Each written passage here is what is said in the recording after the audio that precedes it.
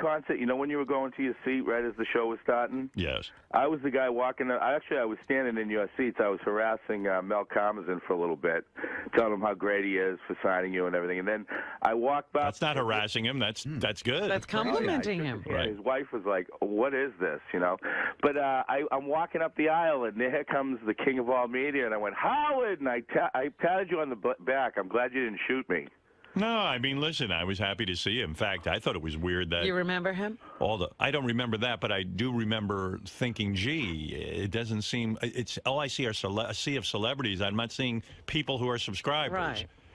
And Robin's the nicest celebrity I ever met. She stopped her and Ralph. Ralph's a great guy too. They took a picture with me and my wife out in the street as they were. But Ralph's not a celebrity. Let's not call Ralph a celebrity. Are we at that point now? He's a semi-celebrity. Ralph's so funny. I mean, Ralph's such a fucking queen. What did he do now? He's a drama. I said to him yesterday, because Mondays he comes over to pull my wardrobe together, Lay out your clothing. Yeah. So anyway, he's such a. I said to him, you know what? You're gay. I just realized. Why don't you come out to me right now? Because you're gay. He goes, well, why? I go, because you fucking carry on like a woman. What was he doing? So I said to him, so he was like all sahitzt because he was like, it's just angabis, and he was like out of his mind. He goes, What were these words? He goes, first of all, I mean, I thought it was hysterical that like Monday, the first Monday back for the year, he wasn't at my apartment because he didn't know if there was going to be a TV deal, and so he had planned his vacation. We were off for 2 weeks, mind you. So I was at my mother's in Florida, and I couldn't come back because I didn't know if there was a TV deal. Meanwhile, you could assume that there was going to be a TV deal. The TV channels were renewed. Howard TV is back on the air. Not that it was off, but it's fine. His job is there. And let's say he didn't know. So you assume, what if I do have a job? I'll be back on that Monday. Just in case. There's a pretty good chance. And you know what? After all the years working for Howard, I won't leave him high and dry. I'll come in on Monday and discuss with him what maybe we'll do for the future. In fact, it might be a really good time to be there. And he hasn't had to be there since, like, the 16th. There were 2 weeks off. He was at his mother's. But no, this guy's psychologically so fucking ill. Why didn't we test him? We should have, because he's so ill that he, like, couldn't show up on that Monday because he didn't know if he had a job. I didn't know, and I was booking this trip, and you had 2 weeks. Come that Monday and say to me, Howard, the TV channels have ended. What do I do for my career now? No, okay. So he's all fucking freaked out. Ralph, my dresser. His one job, show up and dress me. Someone even wrote me an email. He said, Howard, you're looking for these boots. The Burberry makes boots. They only make them in size 12, the pricks. I wish they'd go to 13. I'm a 13. Someone wrote me an email and said, why are you having Gary call Burberry? Why doesn't Ralph do that? Ralph should be handling that. I don't want Ralph talking to the public, okay? In your name. Yeah, I don't. God only knows what he'll do. I know he'll be running around in the Burberry boots. Not me. Look at these cool boots. Yeah, they didn't have them in your size, asshole. They had them in my size, and they're perfect. And I know whenever I ask Ralph to get me something, it becomes like a long process. He's emailing, writing back. He doesn't go like over to the store. Then he sends my assistant over to take my dry cleaning.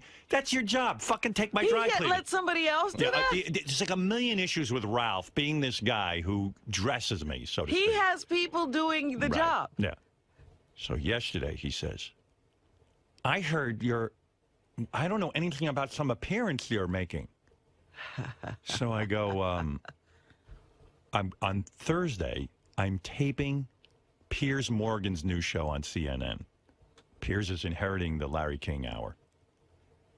He goes, I didn't know about it. When were you going to tell me? You know, you have to tell me these things as soon as you know, because I have to think about what you're going to wear.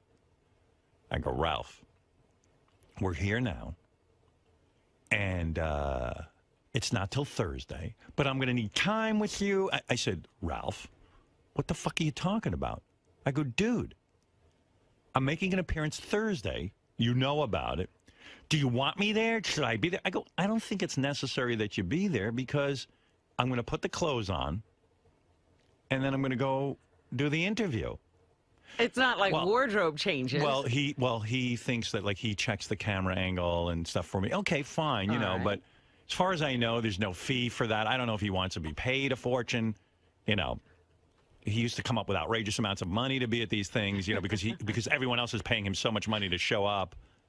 you know, all of a sudden the people who work with me, when they show up at some other show, suddenly they're $2,000. They're $2,000 an hour people. Well, I don't know where else they get this $2,000, but when they're with me, they're $2,000 an hour people. So I said, look, I don't know if there's a fee. I don't know what there is. I'd love for you to come if you want to come, if you want to check the clothing. That would be very nice. But if not, I'll put the clothing on. I don't know. I don't know when I'm going to pick this clothing after. Now, mind you, the guy does nothing all day. I mean, he's got it several days to think about it. I said, Ralph, why don't I go downstairs for 25 minutes and why don't you think about it and pull some outfits and I'll come back upstairs and try them on. Okay. All right, I'll do that. But you have to tell me in advance. I'm telling you in advance. This is 5 days in advance. No. I need time to think. How long does that take? I don't fucking know. He knows my whole closet. Right, and I was wondering, does he have like a rotation?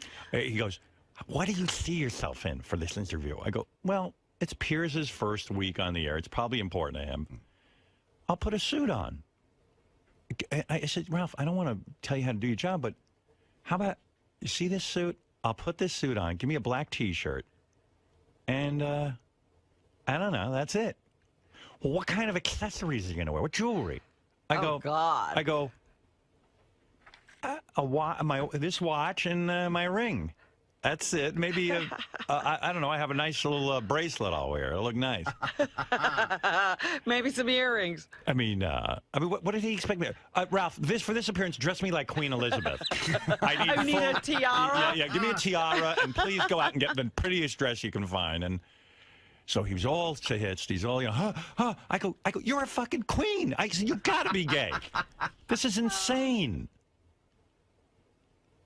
This is crazy. So anyway, I went downstairs. He pulled an outfit. I came up. I looked at it. I go, done. Fine. Beautiful. I don't know. I mean, everyone around me is nuts. Was he sweating? No. And I mean, all right, he's right. As soon as I know about this stuff, I should tell him. But don't go into a panic. I just thought we'd see each other on Monday. I'd say, hey, I'm doing this. And that would be the end of it. I don't know. It's not like you don't have clothing. And I do want him to put thought into it, but... But you have lots of clothes. Yeah. I think, he's been buying me clothes for the last 10 years for the TV show. I should hope you have some clothing. Yeah, I do. I don't know. I could wear the same thing on every talk show even. I don't care. I mean, I care, but... But it's not like you appear so much outside of the realm that, you've been seen in that. And he goes, well, what other appearances are you making? I'm hearing rumors of other appearances. Rumors. I'm on the fucking radio telling you what I'm doing. I said, Who told you that? I'm doing David Letterman in February. Is that enough advance notice? What day? I go, the 3rd.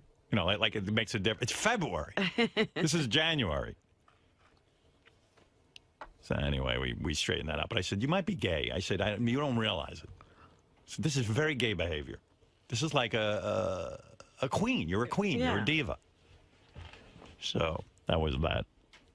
He said he wasn't gay, But I said, it's okay. I'll be your friend. I don't care. He means he doesn't have sex with men. Right. Not yet. Just still because he hasn't acted on it doesn't mean he's not gay. No, he carries on.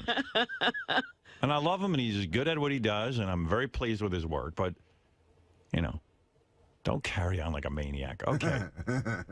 I didn't tell you. He's yelling at me. You're keeping secrets from him. Yeah, well, yeah. Trying to trip him up so he can't do his job. He goes, do you want me there? I go, well, I'm just saying, look, I don't know if there's a fee, because he likes a separate fee. Right, what's your day rate? I took him somewhere one time, and he was dreaming of thousands of dollars for showing up. And I just said, look, dude, I can't have that. I can't show up suddenly, and you get these massive fees. It's embarrassing. You got to be reasonable. Yeah, can you produce other pay stubs where you were paid that much money? Yeah, show me these other jobs you get where you get that kind of dough. So I'm just like, if you wanted $100, $200 or something, okay, fine, but I'll pay you that. But I don't need to pay you $2,000, $3,000 to show up at the Larry King show. It's crazy shit. And Wednesday's my birthday, and Beth was taking me out to dinner for my birthday with my daughter Ashley. But now they're predicting a blizzard. I thought the snow is supposed to start tonight and then go till around noon. Like 14 fucking inches. Yeah, noon on Wednesday or something like that. That's what they're saying. 14 inches, they're saying. So. You don't know if you'll get to do that? I was born on a blizzard, so it would make sense. See? Well, then you should go out. You went out that night. That's right. And so. But that's bumming me out because, not because it's my birthday. I like, having dinner with Beth and my daughter, and that's going to fuck all my plans up. It's upsetting me. What? The snow? Yes. That I can't get my way and change the weather. Well, I'm racing the snow today because I have to take my cat down to Philly. Hmm? Because... Why? She's going to have a kidney transplant. Oh, my God. And you can only do that in Philadelphia? That's where they do the kidney transplant. We live in New York. They don't do them here. Why? They do them at the University of Pennsylvania. They think it's silly? No, they don't think it's silly. They work with the University of Pennsylvania, but you can't have cat transplant places all over the country. They have to be somewhere. So I have to drive her down to Philly. I heard your driver is the donor. Yes. Donor. I said, look, you want to keep this job? Benji would donate his kidney to your cat. How cool would that be? Yeah. I did something nice for Rob. No, so we're trying to get her down there before the snow happens because she's starting to fade.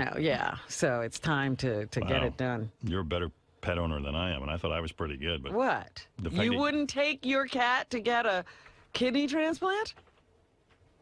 Well, Beth would. I don't have to.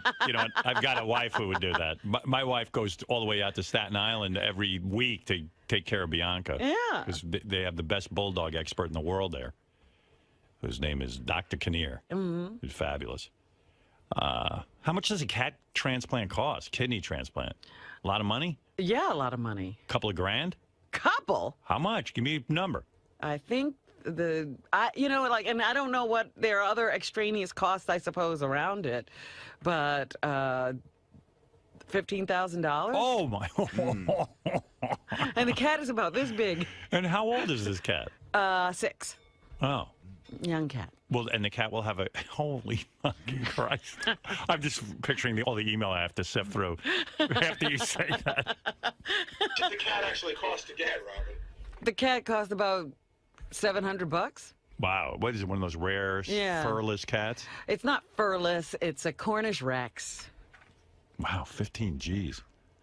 And is the cat on dialysis now? No, the cat has never been on dialysis, but yesterday I found out there is dialysis for animals. You want me to get rid of the cat for you? Get out of here. I love this. This cat is one of the sweetest animals you could ever meet, so she's an angel. All right. And she's so little, I'm worried that, They're probably going to kill somebody else's cat, though, to get that kidney. No. I have to adopt the cat that donates the kidney. Oh, my goodness. Oh, my God. Oh, you mean some poor cat has to give up his kidney? Well, how else are you going to get a kidney? I don't know what they do. And then I have to become the proud owner of that cat. Jesus. Good for you. Well, what the hell? Easy come, easy go. I was having lunch with Mel Karmazin yesterday, and he said, I wish they would charge you $30,000. Why? And so that you'd be indentured to him for the rest of your life. No.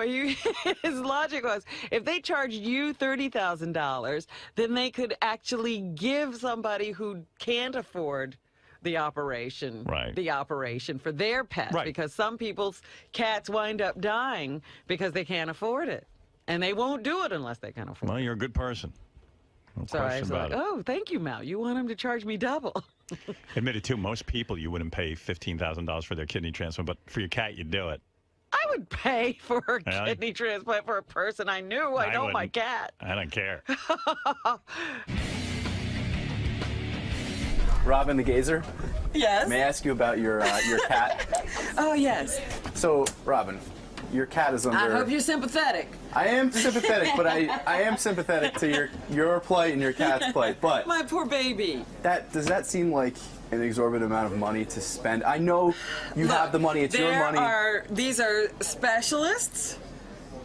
They train for a long time to do this. It costs a lot of money to have a staff and an operating room and all the specialists it takes to perform this operation. What do you think it's going to cost? These are human beings. Well, they are human beings. Yes, and they're the ones I'm paying. But it's a lot of people will argue it's for a cat. A lot of people view. Well, why do you think they're there?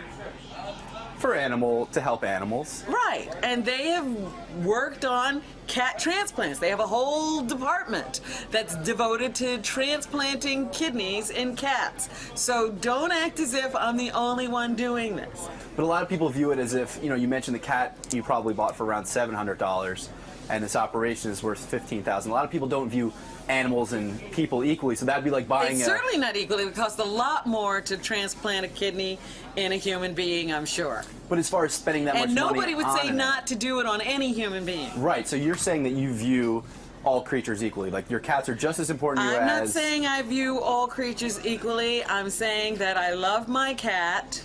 My cat is young. And any shot at prolonging her life, I would take. It doesn't matter that this money, hypothetically could be spent on humans or to help. That's the argument that I'm hearing around. Well, the argument is that it could be, but it wouldn't be.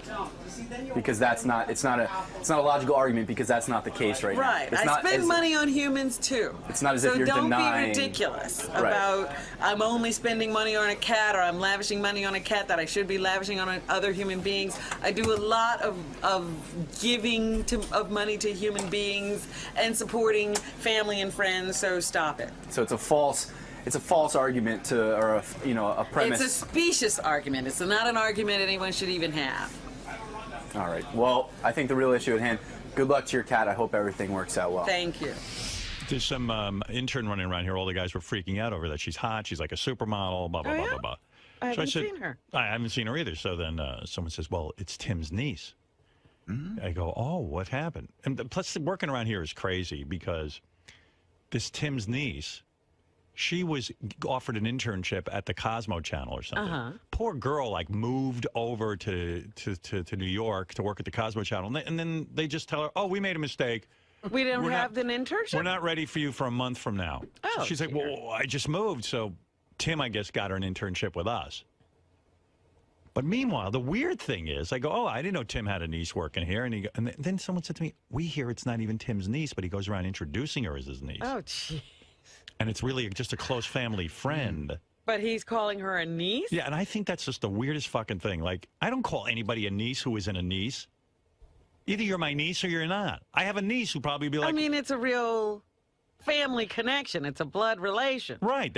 Or a marriage relation. It's not you made up, I'm a niece. Can we make it a niece. Can we make it against the rules to call someone your niece unless you're having an affair with them and you don't want anyone to know? Or you're or they're really your niece. Tim, what is with that? That it's like you're going around introducing this girl as your niece. She's not your niece. It's not your brother or sister's kid. Where is he? I'm looking for Tim now. I don't even know if he's here yet. No. Where's his niece? She's here. Let me say hello to her. Yeah, evidently everyone's in love with Tim's niece. Who isn't his niece? Well, we got to find out. Maybe she can tell us what this relationship is. I guess Tim's friends of the family, the parents, and somehow he's thought of as like an uncle. But I don't know if she called... Oh. Hey now. Hey, how you doing? This is Brooke. I heard you're hot. Oh, wow, you did? Yeah. Why does Tim call you his niece if you're not his niece? What's happening here? Well, because I'm like his niece. Do you call him Uncle Tim? I can. But you don't. No, just Tim. And so, hi, what is your name? I don't even know. Brooke. Brooke. Hi, Brooke. Yes. So, first of all, what happened with your internship? You were supposed to intern at the Cosmo Channel? Yes. The dates got mixed up, so... Here's your uncle. Here comes Uncle Tim. Uncle Tim. Yeah, we're very close friends. We grew up together. There's all those kind of things, so we take care of each other. No, dude, come Where here. is he running to? What are you all charged up? Man. Why do you call her your niece? Because our families are very close. We watch. Tim, it's juvenile. She's a nice girl. You say, this is a good friend of mine who's, you know, who's a daughter, a good friend of a daughter. Or we've something. grown up together. You didn't grow up with our her. families. She's 20. You're 100 years old. What are you talking about? No, Where are you going Tim, now? I'm trying to have a dialogue with you. I'm busy. This is Ask the Program Put Director. on a headset and let Brooke have the mic. Right. Okay, no, go ahead. No, Gary, I can handle this. Thank you. Howard's in charge. He's done this before. So how do you know her? You're friends with her father? Our father, her mother, we were neighbors. We grew up together. Are you in love with her or something? Yeah, I'm in love with her. Really? Absolutely. Can't talk. I ran down the hall. He's going to have a heart attack. Yeah, right. All right, calm down. Take a deep breath. And then answer my question. Okay. All right, here's the question. All right. Brooke. How do you know Brooke? Our neighbors. We were neighbors together. Not her, but her uncle. And we're like family together. Her real uncle. Right, her real uncle. We're like family so together. So she didn't, like her parents, you don't even really know her parents that well. You know the I uncle. know her parents well. Oh, I know the parents. parents. Right. But it's the uncle you're really And friends her brother's with. in Afghanistan. So she's never called you Uncle Tim. She's never ever addressed you as Uncle Tim. And then she comes here, and then you go, this is my niece. And did you think he's like this weird, creepy guy who's going around introducing you as his niece? No. Of course not. And don't you feel obligated? Wait, Tim, don't run out of the room and let her near the microphone. Okay. Don't you feel it's weird that this guy's running around saying this is my niece when you're not his niece? Oh, no, not really. No? No. We're like she family. can't say it. We spend the holidays together, so we are. We're really like family, but if there's a So figure he's weird. like, it's like an uncle. Yeah, our families are always together. We're always, And then she introduced herself to the other interns as Tim's niece. Like everyone's pretending that this is Tim's niece. It's so weird. It's not weird. It's very, if you knew the whole situation where we spend holidays we together, don't know. we're We're not at each other's involved homes in all the this. time. We take care of each other. It's just the way So it is. just say We've she's been the through daughter of a good dear times, friend. bad times, all this stuff together. So He doesn't care what doesn't you care. I gotta go back. He's babbling. Hey, Tim, why don't you meet Fred, my son? Okay, I like All right. your son. there you go. He's my son. Tim, is Howard making this into a much bigger deal than it really Yes, he is. Yes, he is. It's a very sweet, kind, loving thing that he's turning into this ugly, tangled web. Why do you think he's unable to see that families can be so close that they can actually call? Because he's he's a social cripple, I guess. I don't know. Do you think he'd be making this big of a deal out of it if she wasn't so attractive? Probably not, exactly. So, Brooke, what happened? They promised you an internship. They gave you a date to come to New York. Where do you live? Yes. You're from I out of live in town? Texas. All right, you live in Texas. So they said to you, you have an internship at the Cosmo Channel. Yes.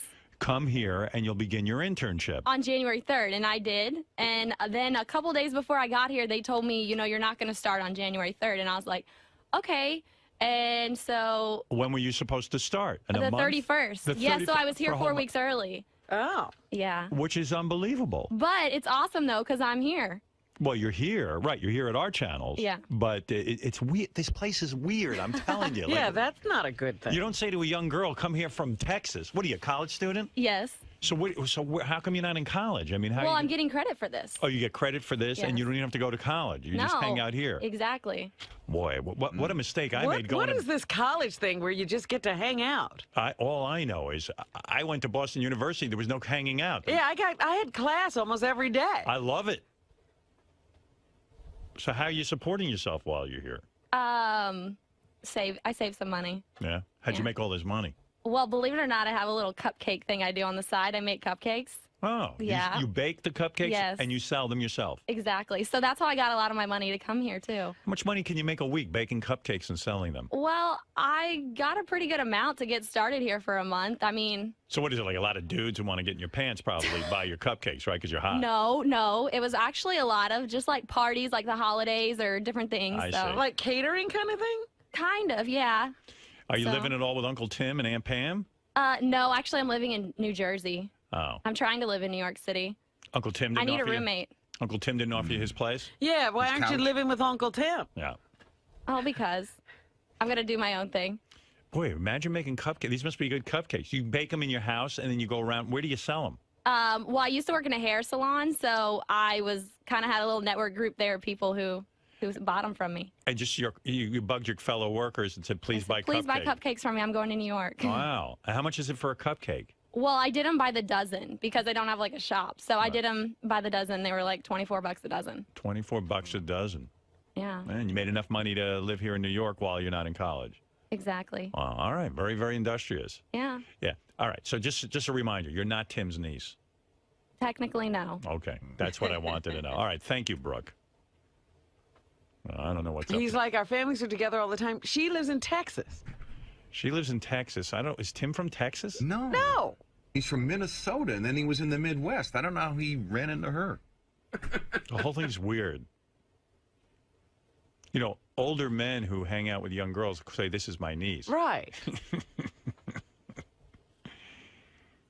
I don't think any of that's going on. I know that. She seems too nice.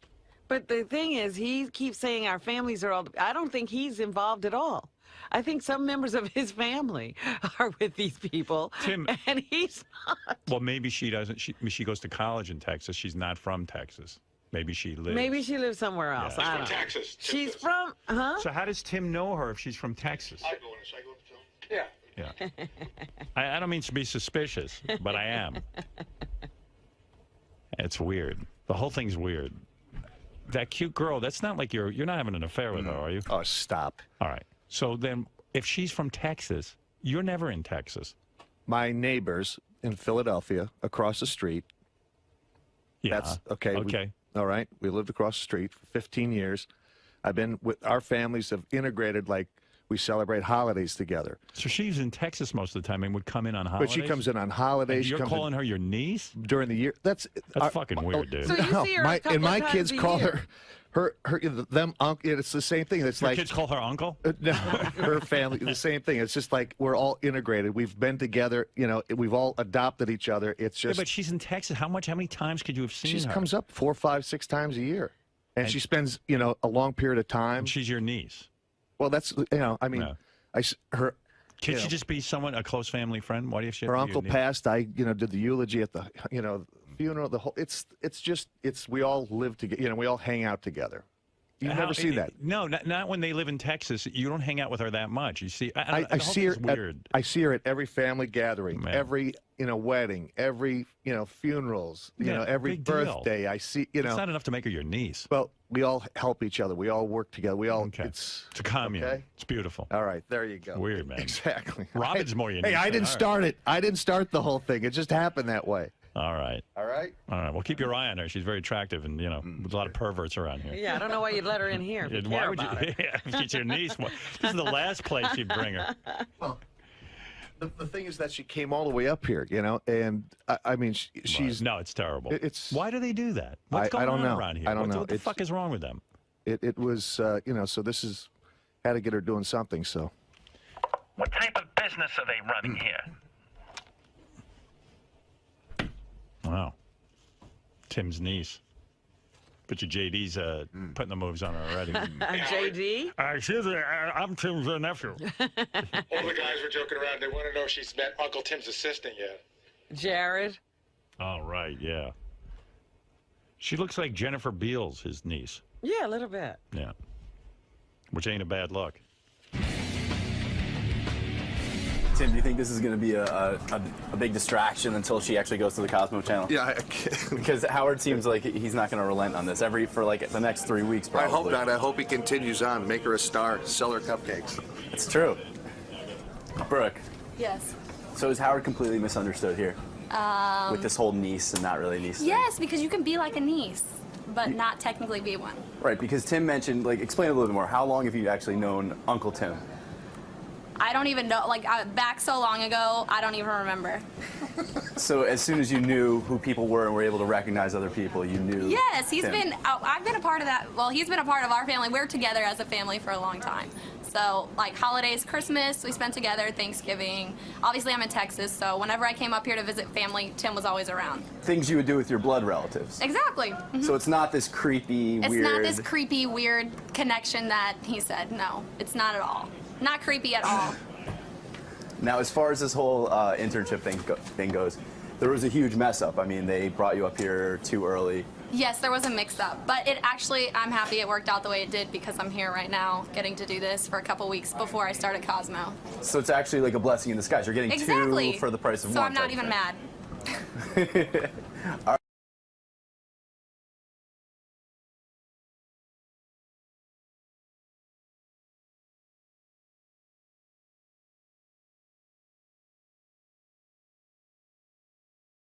Pineapple Express, a new movie, and I feel good. I have no secrets.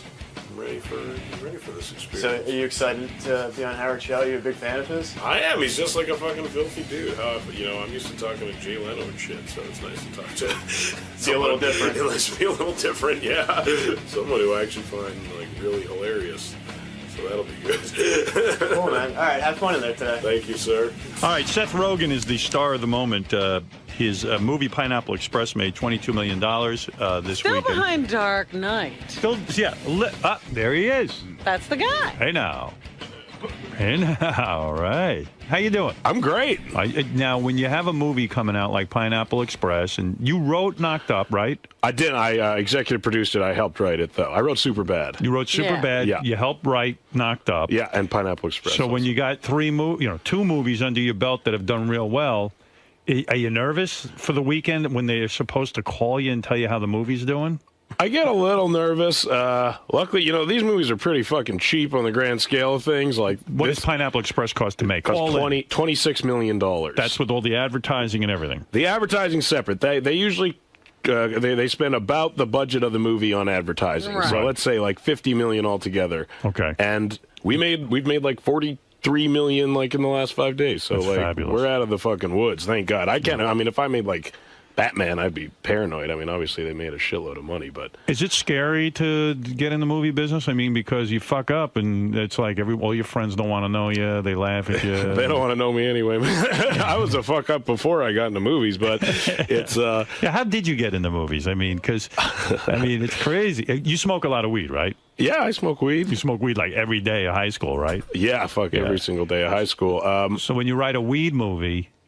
Because I saw the movie, I laughed my ass off. I thought it was really funny. Do you smoke weed still? No, I can't handle weed. Really? I get so paranoid that I. Do you think it's because it got stronger since when you smoked it a lot? Yes. In fact, the last time I smoked, I swore off ever smoking again. This was in California, and I thought it was laced with something. I had no idea that weed has gotten so intense. It really has. Yeah. I mean, and you can handle it. You don't get paranoid feelings. No, I mean, if I'm in the right suit, like, I can't smoke weed, like, when I'm shooting a movie because I get fucking paranoid because there's just all these people around and I never know who's going to yell at me or anything. But you make it look so great. I mean, you make weed look so attractive. I mean, throughout the whole movie, you're smoking and you're having so much fun with your weed and everything about weed. And you make your best friend becomes your best friend because he's your weed dealer. Exactly. And he's having a great life. It's not like there's anything bad about it. Are you worried you're saying to the kids out there, kids, weed is the answer? I'm not worried about that at all. I think it is the answer. I'm encouraging that message. The best thing is he's like a 30-year-old guy who's dating a high school student. Yeah, exactly. I think that's also the answer. I think you should smoke weed and date high school girls. She's cute as hell, too, the chick in the movie. She's hot as fucking shit. Her name's Amber Heard. I recently heard she's a lesbian. I don't know if it's true or not. Someone told me that. I think that could be like her public, like Lindsay Lohan, like she's riding the coattails of that. But I met her at when we were doing the movie. What's funny is she was dating like a 35-year-old guy, and she didn't get that that was the whole fucking joke. Wow. And I felt bad for the guy because he was there, and all day we're shooting the scene, and we're just like, man, I'm such a cretin for dating this young girl, and he's fucking standing there the whole time. He didn't care. But then I ran into her a few months later, and she was dating Crispin Glover. And I was like, wow, that's weird. That's the weirdest fucking end of that spectrum you could possibly go to. Crispin Glover gets hot chicks like that? He gets the hottest chicks ever, Crispin Glover, and it's because he's a fucking weirdo. I don't know why it is. And by the way, you're starting to become a sex symbol. Does that freak you out? It is a little weird, I guess. I mean, it's funny that the interns here all argue over. We have a thing where you have to sign a release when you come in. And the interns present the releases? If they're a fan of a particular star who's coming in, they get to do it. So two of the female interns were arguing, I'm going to hand them the release. No, you're going to hand them the release. And they were both really pissed off if they didn't get the other one got to hand me the release. And they were both really into you. I mean, and they're hot chicks. It's great. It's I know it's bullshit. It's still fresh in my head how. I really do. You still got the same girlfriend, right? I do have the same girlfriend. How many years you been with her? Over 3 years. Over 3 years. And it's great. You know, I can honestly say it's a wonderful relationship, but it's fun. I mean, you haven't fucked anyone outside of I have not. I couldn't. But you're starting to get a little crazy, aren't you? I watch a shitload of porn and jack off all the time. And porn is that much more satisfying now because then I'm like, maybe I could actually fuck this girl. Like, it kind of brings the fantasy to a new level. Before I felt bad. I was like, oh, I could never fuck these girls. But now I'm like, I could fuck the shit out of these girls. So I still jack off, but it's changed the whole mindset Jacking of it. off is a whole new experience. It's become so obtainable all of a sudden. So you ever jack off to Carmen Luvana? That's who I jack off Oh, to. She's great. Yeah, she is very hot, Carmen Luvana. She takes it in the ass. She does. She takes it right in the ass. She is a trooper. But yeah, it's fantastic. You started writing movies when you were 13? I did. And your parents must have thought you were an asshole, right? No, they encouraged it, actually. They did, really? Yeah, they Where totally are you did. from? I'm from Vancouver, British Columbia, in Canada. Yeah. Okay. And my dad's from Newark, though. So I'm pretty well cultured. You're a world traveler. Exactly. All right. But, yeah, they were encouraging. So were the tough years 11 to 13? I mean, were those years? It was a turmoil a day. When you smoke as much weed as you do, isn't that bad for your lungs? I mean, do you have any coughing? I don't. Well, I used to smoke like a shitload of cigarettes as well as a shitload of weed, and I quit smoking cigarettes like 2 years ago. Right. So I'm still up. I'm still up on the grand scale of things. I can see, like, my girlfriend, God bless her, doesn't really give me shit for smoking weed and being stoned kind of in general, but she's kind of beginning to be like, maybe you could get a vaporizer or something like that. Maybe you could eat weed food. But I'm trying to lose weight, and I was telling her I was like, but all weed food's like cookies and brownies. I can't do that. Yeah. It's funny, though, because when you're smoking this weed in the movie Pineapple Express, I got to tell you, I mean, you make it look very attractive. You really natural. They also make it look like you can smoke like they're just puffing and puffing and puffing away on a joint. Like you have really bad things going on in this movie, and you guys smoke through it, and and there's no problem. I cannot get my head together when I smoke. I can't, I mean, a lot of the notion came from, like, me and my friend Evan sitting on the couch being stoned off our asses and being like, what if someone tried to murder us right fucking now? What would we do? and I mean, because it does play off of the paranoia. I always know you smoke too much weed when you hear someone go, like, did you hear that? Like, as soon as, like, the did you hear that start fucking coming around. Do you ever worry now that you're too baked to really have a big Hollywood career? In other words, that, that okay, you've got the hits going. Now you're starting to feel the pressure. The movies are making money. You're starting to become a player in Hollywood. Maybe you're saying to yourself, maybe I can't smoke weed anymore. Yeah, do you want to stay in this particular genre, or do you feel like you at some point want to branch out? I feel like I could. I mean, I hear Harrison Ford smokes a lot of weed. He's fucking branched out like a motherfucker. It's true. He doesn't talk about it. The girl who made Knocked Up With You, Katherine Heigl. Yeah, Katherine. Was very critical of the movie afterwards. She said the movie was sexist. Yeah. The notion of sleeping with me is so appalling that it's sexist. Did you enjoy making the movie with her? I did enjoy making the movie with her, and and it was kind of shocking, I think, that she took this never had any objection while you were working. And we're like super collaborative, we just ask everyone, what's your opinion? What do you think? We improvise all the time, so like people can really put in their 2 cents, and she didn't say a fucking peep. Yeah, she didn't say a word about it. And then after the movie's over, she went off. I think she just kind of likes to... Is she a flake? Talk. She turned down her Emmy nomination. She did turn down her Emmy nomination. Bizarre. That is weird. You're pissing on the industry. I've submitted myself for Emmy nominations. I'm not even on a fucking television show. Right. Well, you were in Freaks and Geeks, weren't you? I was. Right. But so is the best thing that happened to your career hooking up with Judd Apatow? Is he the guy who mentored you? Yeah, I mean, he gave me my first job on Freaks and Geeks. I mean, I was in Vancouver when I was cast on Freaks and Geeks, so he literally like plucked me from high school. And how did you know from high school you wanted to be an actor? I didn't. I did stand-up comedy. I knew I wanted to work in comedy. Like, I knew... You were doing stand-up comedy in high school? Yeah, I started when I was 13. No kidding. Writing and comedy at 13. Yeah, writing and comedy. And I just... it just became clear that, like, you could be funny for a living, Like, as soon as that... I would see stand-up comics and television and shit, and I was like, oh, well, if you can fucking do that instead of getting a normal job, who in their right mind wouldn't try to do that? Do you have tapes of your act when you were 13? I do, yeah. You do? I would like to hear that. Next time I'm here, I'll bring some for you. Yeah, that would be great. I have a super thick Canadian accent. It's pretty funny, but... I was pretty good at it, you know, and it was it seemed very obtainable stand-up comedy. It seemed like I could do it, you know. It like, was something you had an aptitude It was for. something, and it seemed like there was a clear progression to kind of making a career out of it. But then the end of high school, I wasn't going to graduate. I basically dropped out. Right. So I decided to start auditioning, and I auditioned for Freaks and Geeks. So not only did you start writing at 13, you dropped out of high school. You're incredibly successful. Yeah. And I smoke weed all day. Yeah, I mean, you're not a role model. I'm not. Maybe I'm the greatest role model. I'm the most obtainable role model there is. How are you losing weight? Crystal meth? Or? I am. It's a lot of ice. I just the teeth jittering alone burns calories. So now you're such a big star. I read that you're going to star in the Green Hornet. Yeah, me and Evan, who I wrote Pineapple and Superbad with, we're writing a Green Hornet movie. Evan is not the kid from Spider-Man, is it? No, that's James. Evan is just he's just a Jew I went to high school with. He's a Jew. Yeah, he's you a Jew. admit that. Yeah, I admit that. and he's his your only writing credential partner. is his only credential is a Jew. That's all you need in this fucking business. Exactly. Does Evan want to be on camera? He has no interest in being on camera at all. Yeah. Maybe he'd be good at it. Isn't he a little resentful? You're the guy who gets, he's Bernie Taupin. I know, exactly. That's and I fuck him in the ass, too. we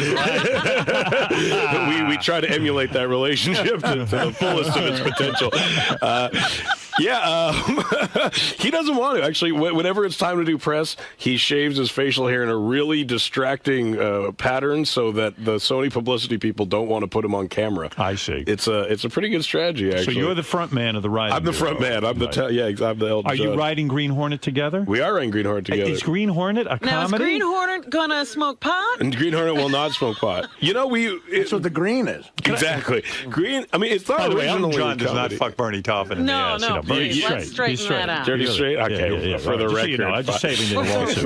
A little giant lawsuit. Yeah, well, I don't Me know. and Taupin Someone there is getting fucked in the ass. Exactly. Someone's fucking someone in the ass. I don't know. There's shit on a dick. So wait a second. The Green Hornet. One thing I say about superhero movies. Yes. Is that the reason I love Batman, the reason I love Spider-Man, I love all these movies, is because they treat him seriously. In other words, the superhero is a real hero, and you believe that this could actually happen. Yeah, I mean, we're trying to do that, but we feel like a lot of those movies ignore a lot of the funny shit that would happen if you were doing that, and we're just, I mean, we're not, trying to, we're not making like a Starsky and Hutch kind of like goofy reimagining, but we're, the thing about the Green Hornet is he has this sidekick, Kato, who's also like his personal assistant and also like saves his ass 90% of the time and then goes and like fucking makes some coffee at the end of the day. So what we found amusing is just kind of this relationship between this hero and his sidekick and this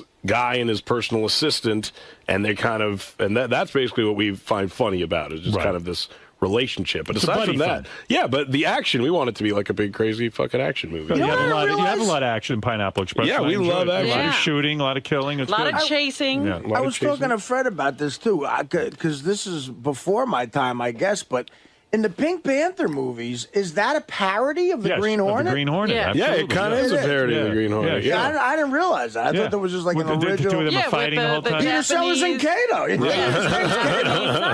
Right. So I'm excited about the Green Hornet. Thanks. I think it's going to be good. Did you start shooting I love it? the Green Hornet TV show. we haven't started shooting it. We're like looking for a director right now, which is a pain in the ass. That's hard Are to you find busy, someone. Howard? I'll do it, exactly. motherfucker. Give me the fucking script. I'll fucking do it. You know what's funny, Howard? Frank Sebastiano. I have to tell you that you're not in Canada right when I was growing up. Right. But so the first time I saw you was in Private Parts. Like I had never seen. I'd heard your name, but to me you were like a movie star, which is a really weird. Which in retrospect is a weird thing. But that was like my first taste of you was as a movie star, wow. And it was pretty interesting. And I thought like, wow, what a great. I'm just a movie star that hasn't made another film. Exactly. I'm the laziest movie star on the planet. You are. Movie star. He made one film. Anyone in your life believe that you would ever become a movie star? Because you don't have the Brad Pitt look. No, not at all. This kind of thing. You know what's funny is like in my head, I remember when I was young, I'd literally like make a list of like the chubby, overweight guys. And every time like I do like Vincent D'Onofrio, I was like, ooh, he kind of is shaped like me. And then like Philip Seymour Hoffman became famous. I was like, yeah, there's another one. Paul Giamatti. Paul Giamatti. That was huge. Believe me, when I saw Private Parts, I was like, that fucking guy is my meal ticket. Right there. And so no, definitely not. not. But that being said, I mean, there's guys like John Callick. I'm not the fattest, ugliest fucking guy ever to be in a movie. Now, the guy you cast in the movie with you in Pineapple Express is the kid from Spider-Man, the good-looking kid who plays the Green Goblin. Yeah. How did it happen that this kid plays a stoner, drug dealer, and does such a good job? He's really funny. He's amazing. You know what's funny is I've known him for years. He was on Freaks and Geeks with me, and that was almost 10 years ago. Okay. And then he went off and did these really dramatic things. And did you always say in your mind, I want to be in a stoner movie with this kid? No, not at all. I assumed he would never fucking talk to me again. He's worth billions of dollars. Right. And no, we sent him the movie, actually, and we wanted him to play my role, and I was going to play his role, and that's how we wrote it. Right. And then when he read it, he was like, well, I'd rather be the goofy stoner guy. I'm always like the leading man. I never get to be this other guy. Right. And then since he's way more famous than me, exactly. Well, I never get to be the I other know, guy. and since he's way more famous, I'm like, well, you get to be funny and handsome. Great. So now let's think about this. You're super successful. I imagine you're a multimillionaire. Am I correct? I might be today. You're damn right. Your parents must be amazed. They must be so proud. They're thrilled. They take my money and spend it. And your girlfriend, TV writer Lauren Miller. Yes. You met her before you knocked up Success. I did. Come on. You're going to want, you know this success is going to go to your head a little bit, and you're going to have to take your penis out for a stroll. When do you think it's going to happen, Howard? When will it happen, Howard? That's want to be honest? It will happen during the filming of The Green Hornet. Is that when it will happen? It's going to happen this afternoon. I mean, day 33. If the interns are fighting over you at this exactly. point, no man can. How old are you now? 26. 26. Oh, forget it. I'm pretty fucking lame sexually. Like, to me, sex is not like something I really aim for. Seth, bang one of our interns. Come on. Why don't me and Artie start a relationship? Are you lame sexually? You know, Jimmy Kimmel used to give me that same kind of. Really? Yeah, he kind of seems like an asexual type. I'm guy. definitely not asexual. Right, but you're into it. But I know. I mean, it's not worth really ruining any aspects of my life for sex because it won't be that fucking great. Do you think you're gonna ask this girl to marry you or something? I might. Some of my friends are getting married. I don't know, but I honestly don't believe. Honestly, I'm not like a big marriage guy. I think marriage is kind of fucking bullshit. Me too. I don't like kids. Me too. I don't think I ever want fucking kids. Well, I have kids and I'm getting married. Exactly. I didn't say I like it, but I'm good. No, I love my kids. You'll come around. Don't worry. Really? Yes. See, can he have your kids? That's the one thing. You can have my kids. I can have your kids. I'm a great influence. Would you say that you have to? Your guy watches porn. Shitloads. There's going to be a lot of temptation out there, my friend, as you're going around in this business. There's definitely temptation, and I work with porn stars in our movies a lot, which I actually think is good in dispelling the sexiness of porn. Because when you're around porn stars, it instantly it lowers the when I did my movie, I had Jenna Jameson. She's fucking hot as hell. I'll tell you, it didn't dispel. It did not dispel shit. No, I don't know what you're talking about. You got a good one. See, we need to aim higher. I know what he's talking about. Sometimes you meet certain porno people you meet, and it really does ruin. Well, I remember there's a scene in Knocked Up where there's two actual porn stars stripping for us. Right. So I got to have a whole day of a porn star stripping for me, and I remember, and this was a porn star I've jacked off to thousands of times, and as she's stripping for me, I could see her asshole hair, and I was just like, and I remember just thinking see, there you go, the rumor has been, the myth has been dispelled. It's not as sexy. You don't think of the asshole hair when you're masturbating. No, you sure But when you start dating the girl, that's where you're dating the asshole hair. What is this strategy? What is the strategy here? Well, you're right. It makes these people real. Yeah, it makes them real. What's the strategy career-wise now? You turned down a huge role in a big kind of what was it, like a sequel to Transformers? No, it wasn't. Jonah did. They offered me another part in some other big giant giant film. Yeah. What was it? X-Men or something? I honestly can't remember what it was called. It was the guy that did, I think, what was it, The Day After Tomorrow, maybe? And they offered you a big role and you turned it down. Yeah, I mean, I didn't even need to hear what it... I have one simple rule, and that's, would I go see this movie? And I feel like it's a rule that a lot of fucking people don't ask themselves, because you see a movie come out and you're like, no one would go see that movie. And for Green Hornet, though, you're losing weight. You're trying to get chiseled, right? I am a little bit. Yeah, you're gonna play it's fucking terrible. It's I'm gonna play the Green Hornet. See, Robin just shat herself. The Green Hornet is a guy who's in shape. You have to believe that I do physical activity, definitely, which right now you don't. How are you preparing for I have a personal trainer. He trains many celebrities. which is. He looked at you and said, "This is possible." He did, which I was literally worried I'd walk in and just be like, "Get the fuck out of my face." Why think he's going to turn down a job? This guy? Exactly. Why not a chubby Green Hornet? That's what. Well, here's the thing: is we don't know. So much easier. We don't know what will happen. We're open to a chubby Green Hornet. I keep having this recurring dream that like I'll show up on set in a few months and just be like, "Sorry guys, this is what the fuck you got to work with." Rewrite. I got the fat version of the script right here. Oh man. Might as well keep it handy. So is this hurting you? I mean, are they got you on a special diet? tell us The diet fucking sucks. It's you. Are you smoking weed through this diet? I am. I get real stoned before I work out every day. Really? That's hard, man. It is. It numbs my brain to it all. That's the thing. I don't even know what I'm doing. Have you developed a muscle? I've developed one large muscle. Wait a second. So you wake up in the morning, first thing you do is you smoke some weed? Sometimes, before I go work out. Before you go work out. Sometimes. Do you have great weed now that you're rich and famous? I've had good weed my whole life. You have. How did you manage that, even when you were, I'm from Vancouver. There's great weed in Vancouver, and I've lived in LA a while, so, you slowly settle on your guys. I found my guys. Is there weed like Pineapple Express kind of weed? I mean, Pineapple Express is the greatest weed ever. That's the premise of the movie. There is weed like that. There is. Yes. It's out there. Wow. And when you say you smoke weed, do you smoke the whole joint before you work out? No. You smoke 3 hits off a joint? Oh, yeah, I have a couple hits. Couple of hits. Do you own a bong? Do you have a bong? I do own a bong. I don't love the bong, I got to say. To me, the bong, I spill it all the time. Yeah. It's a mess. Although I did win the High Time Magazine Stoner of the Year, and the award is a bong. Have you ever dabbled with harder stuff, or it's just pot for you? I've done other drugs kind of throughout, my life. Coke? I tried it. Shrooms? Oh, I did shrooms a lot. LSD? Never did acid. Hash oil? Oh, yeah, I've done hash oil. Ecstasy? I've done ecstasy a couple Coke? times. You asked me that already. Say it again. I did it once years ago. It was New Year's. Does it count? But pot's your thing. Yeah, I've settled. I have. Ever try heroin? No. Where did you come Only from? in my maniac balls. would do that. Exactly. Only in the dick. I was just about to blow a joke in the movie, and I'm just not going to do it. Oh, okay. That there was that special joint. I just wondered how. Yeah, exactly. What if, did Robin say you were just about to blow somebody? No, the cross joint she's talking about. The cross joint. That's something I would actually smoke in high school. We actually did that. I rolled. That was a riot. I rolled that cross joint that we smoked in the movie, and so you'll take a couple of hits off some weed, and then you go to your training session. Now, I find pot makes me very hungry to the point that I have to just keep eating and eating and eating.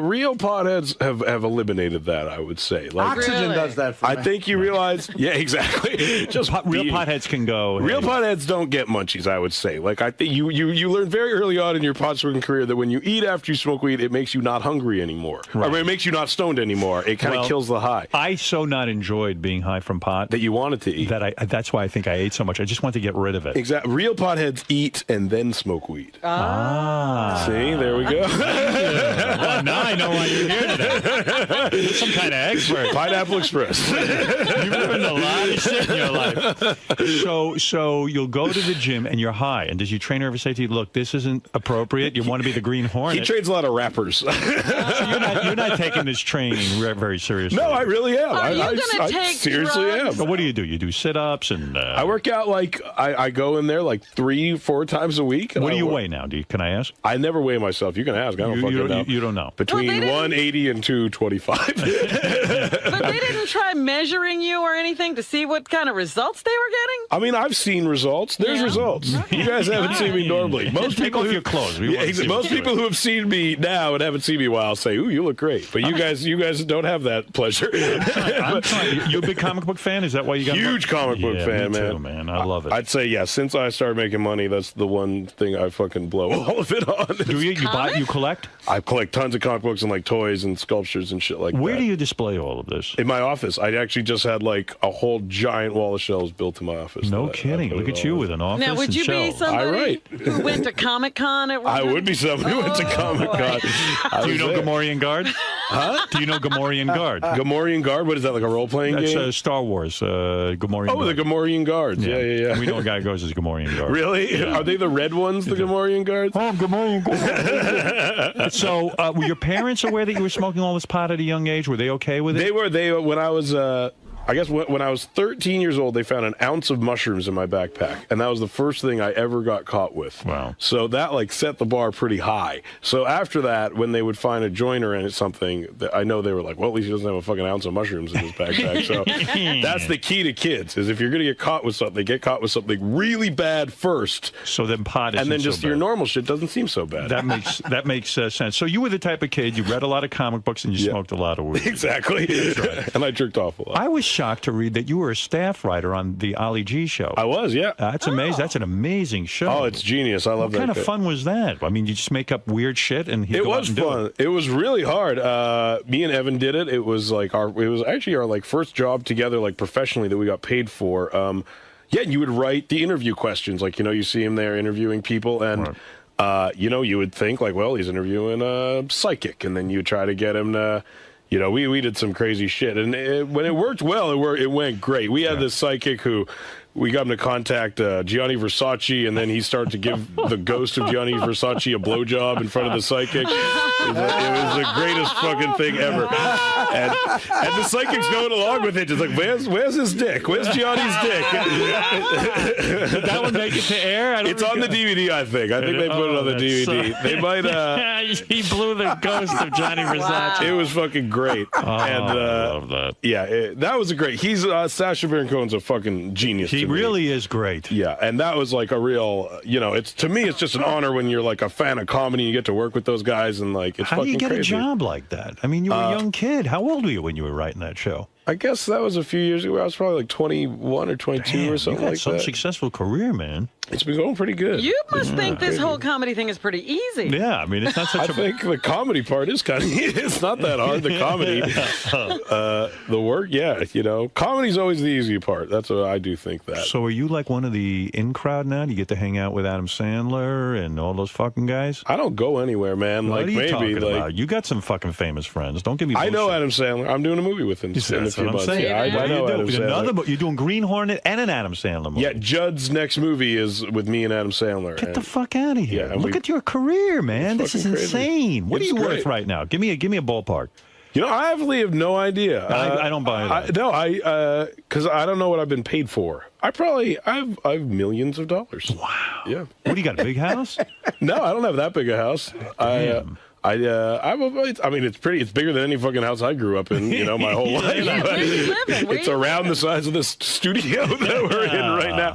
But I live in LA. It's I mean, I grew up in like apartments and shit, So like your parents were like hippies, right? Weren't they? yeah, they were like, my mom's a social worker. My dad always worked for like nonprofit. They met on a kibbutz in Israel. Like, Kibbutz? Yeah. That's communism, man. Yeah, they're like socialists. Yeah. How big's your penis? I'd say, flaccid.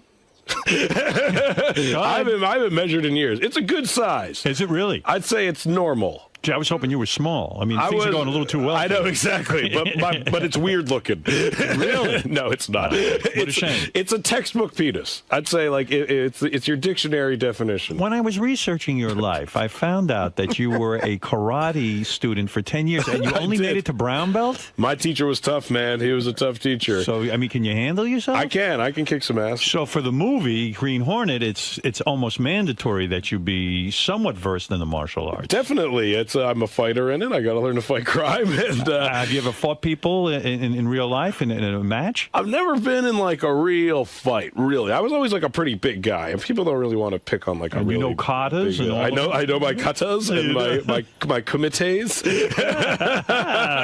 And wow. I took it at the fucking Jewish Community Center. I should say that. I don't want to make it seem like I'm in like a dojo in fucking Japan somewhere. Yeah, right. You had a Jewish karate. I was at the Vancouver Jewish Community Center. Wow, all right. Well, I can't believe he was Japanese, though. I think he could have been Japanese. You're doing well, man. Look Thank at you, this. sir. All right, so let me understand something. You had this is your third movie, your third major film. Mm-hmm. Okay, this one's a hit. I mean, okay, you didn't beat Batman. Well, yeah, That's tough. I don't want to beat Batman. Were you bummed out? No, I don't fucking care. You don't care. We're already the biggest weed movie ever. Right. Bigger than Cheech and Chong. Were you a fan of the Cheech and Chong weed movies? I was, but Up in Smoke grossed like $42 million. Like in 5 days, I think we've made more than every weed movie's ever made. Who primarily goes to see the movie? Even though it's rated R, I imagine kids go see it, right? I hope so. I mean, yeah, that's what I think 9-year-olds should go. So Sisterhood of the Traveling Pants, they got a lot of our ticket sales, I think. So this is good, man. Life is good. It's fucking great. I'm psyched. Any shitty stuff going on in your life? No, not really. I'm trying to think. My girlfriend wants a dog. I don't. That's about it. Be careful. You're going to give in? I don't want to. I really don't think I will. Why don't you want a dog? Oh, we just travel all the time. It's just so why is she looking to complicate things? She just everything's too good. See, she's not pressuring you to get married? No, not at all. Yeah. You use a rubber with your girlfriend? No. What do you use? She's on the birth control. Oh, she is? Yeah, it's great. So you don't have to. You don't even have to pull out. No, not at all. I like to just because I come on myself usually. I like to feel my own love. Aren't you afraid? You like to come on yourself? You're the only guy I know. I like put it on my belly. Aren't you afraid that your girlfriend is secretly going to get pregnant? Yeah, I mean, she could skip a couple of pills because she's the last person in the world that she does not have a maternal bone in her body, like in the best way. She wants a dog. But if I'm her, I'm looking at you and I'm saying, look, I don't want to lose you. Yeah. I'm in love with you. Oh, so she's now got a scheme? She knows I don't like babies that much. She knows my baby is not reason for me to stick around. You will leave her if she has a baby. You keep that fucking rat. You could raise that fucker. You don't want that kid. I don't want that kid. You like your life. You want to smoke weed. You want to hang with your friends. Do you have a bunch of male buddies you hang out with? Yeah, I have the guys that you see me in movies with for the most part. And you don't seem bitter at all. You don't say to a guy like Sandler, hey, Sandler, where were you when I needed you? How come now all of a sudden you want me? No, not at all. I mean, that's fucking crazy. How did Sandler approach you about being in a movie? Well, Judd, it was through Judd, but I've known him for a little while. I mean, he's friends with Judd. I've known him throughout the years. What kind of movie is it? It's about, we play stand-up comics. Oh. And, it's kind of like Judd's other movies. It's like a kind of relationship dramedy. I don't fucking know. Cool. Should be a good one. Well, it sounds great, man. You're doing very well. Yeah, Thank you, it's an exciting life. Yeah, and I love the movie Pineapple Express. I really enjoyed it. Thank you so much. I'm so glad you liked it. I could just sit and watch people get high and like act stupid. Yeah, I'm sitting here thinking about some of the scenes, and it makes me laugh because they were just so ridiculously stoned. It's people getting, that's what I like. It's just stupid. It's really great. See Seth Rogen in Pineapple Express in theaters now. When you write a film like this, is it hard to explain it to the studio? Yeah, no, we wrote this movie in 2001, and it took a really long time to get made because they're just like, it doesn't sound like a good idea, you know? Like, I acknowledge that. Like, you tell people, I was doing the commercials for it, and, I thought the commercial just sounded like, I said, it's these two guys who get high, and then they have to run away from it because they can be traced through their drugs. And it's hard to really explain. It is, and I get that. You know, like, there's two types of movies I always think. Like, ones you can pitch to people and ones that you can't, and you just have to write. And, like, this is definitely the ones that you can't. So you got to make this because the other two were so successful, they finally said, you know what, this fucking guy seems to know what he's doing. We'll exactly. I think they just realized, like, someone's going to fucking make it. We might as well do it. Did the studio guys come down to the set every day and watch you guys fucking around like that and smoking weed and No, shit? they literally didn't. Like, we didn't see them once the entire fucking time. You had to send them dailies? We didn't. I think they watched it. We literally didn't hear one word. Is it real weed in the movie? No, it's this fake shit. It's gross. It'll probably kill me in 3 years. I always keep thinking like the Tin Man. That guy died from all the fucking paint. Did he? Yeah, Is that he did. true? Yeah, he did. Like years later, like there was like he got like arsenic poisoning or something like that. You're kidding me? Yeah, The Tin Man? Yeah, I feel like that's gonna happen with me in this smoke. Like, Who's that? Ray Bolger was the Tin Man, wasn't he? Bulger was a scarecrow, I think. Yeah, right. Who was the Tin Man? Tin Man, you don't know because Ray Milland? Who was Ray Milland? Ray Milland wasn't Wasn't the Tin Man Jack, the guy who burned up in a fire? Who was Victor? Jack Cassidy or something? Victor Mature. The guy's name was Jack Haley. Jack Haley. Yeah, man, I didn't know he died from the paint. He died from the fucking paint. Wow. And all those munchkins probably too. That's those back munchkins when were horribly mistreated. Also, they didn't test anything back then. What is that fake pot they give you? Who knows what that is? I have no exactly. It could be fucking asbestos. I have no idea what and it is. imagine with all the outtakes and everything, you're smoking up a storm. We smoked thousands of those things. It's gross. The whole thing's gross. You'd come home at the end of the day, you're like working in a fucking coal mine. It was disgusting. All right. Yeah, and they think movies are easy. You know, being an actor's really hard. A lot of people don't appreciate that. Fake weed. We have to smoke fake weed all day. What is it? Fa, fa, flo, flo. I hate to be a dick, but I'm just looking up. Jack Haley he died of a heart attack. Fuck you. Yeah,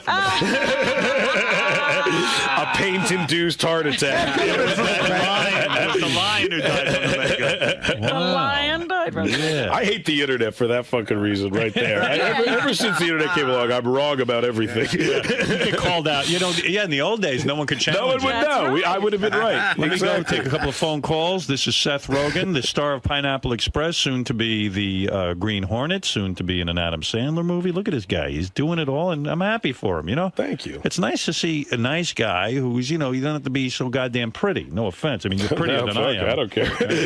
Head, go ahead. You're on the air. Hey now, brother. How you doing? Now.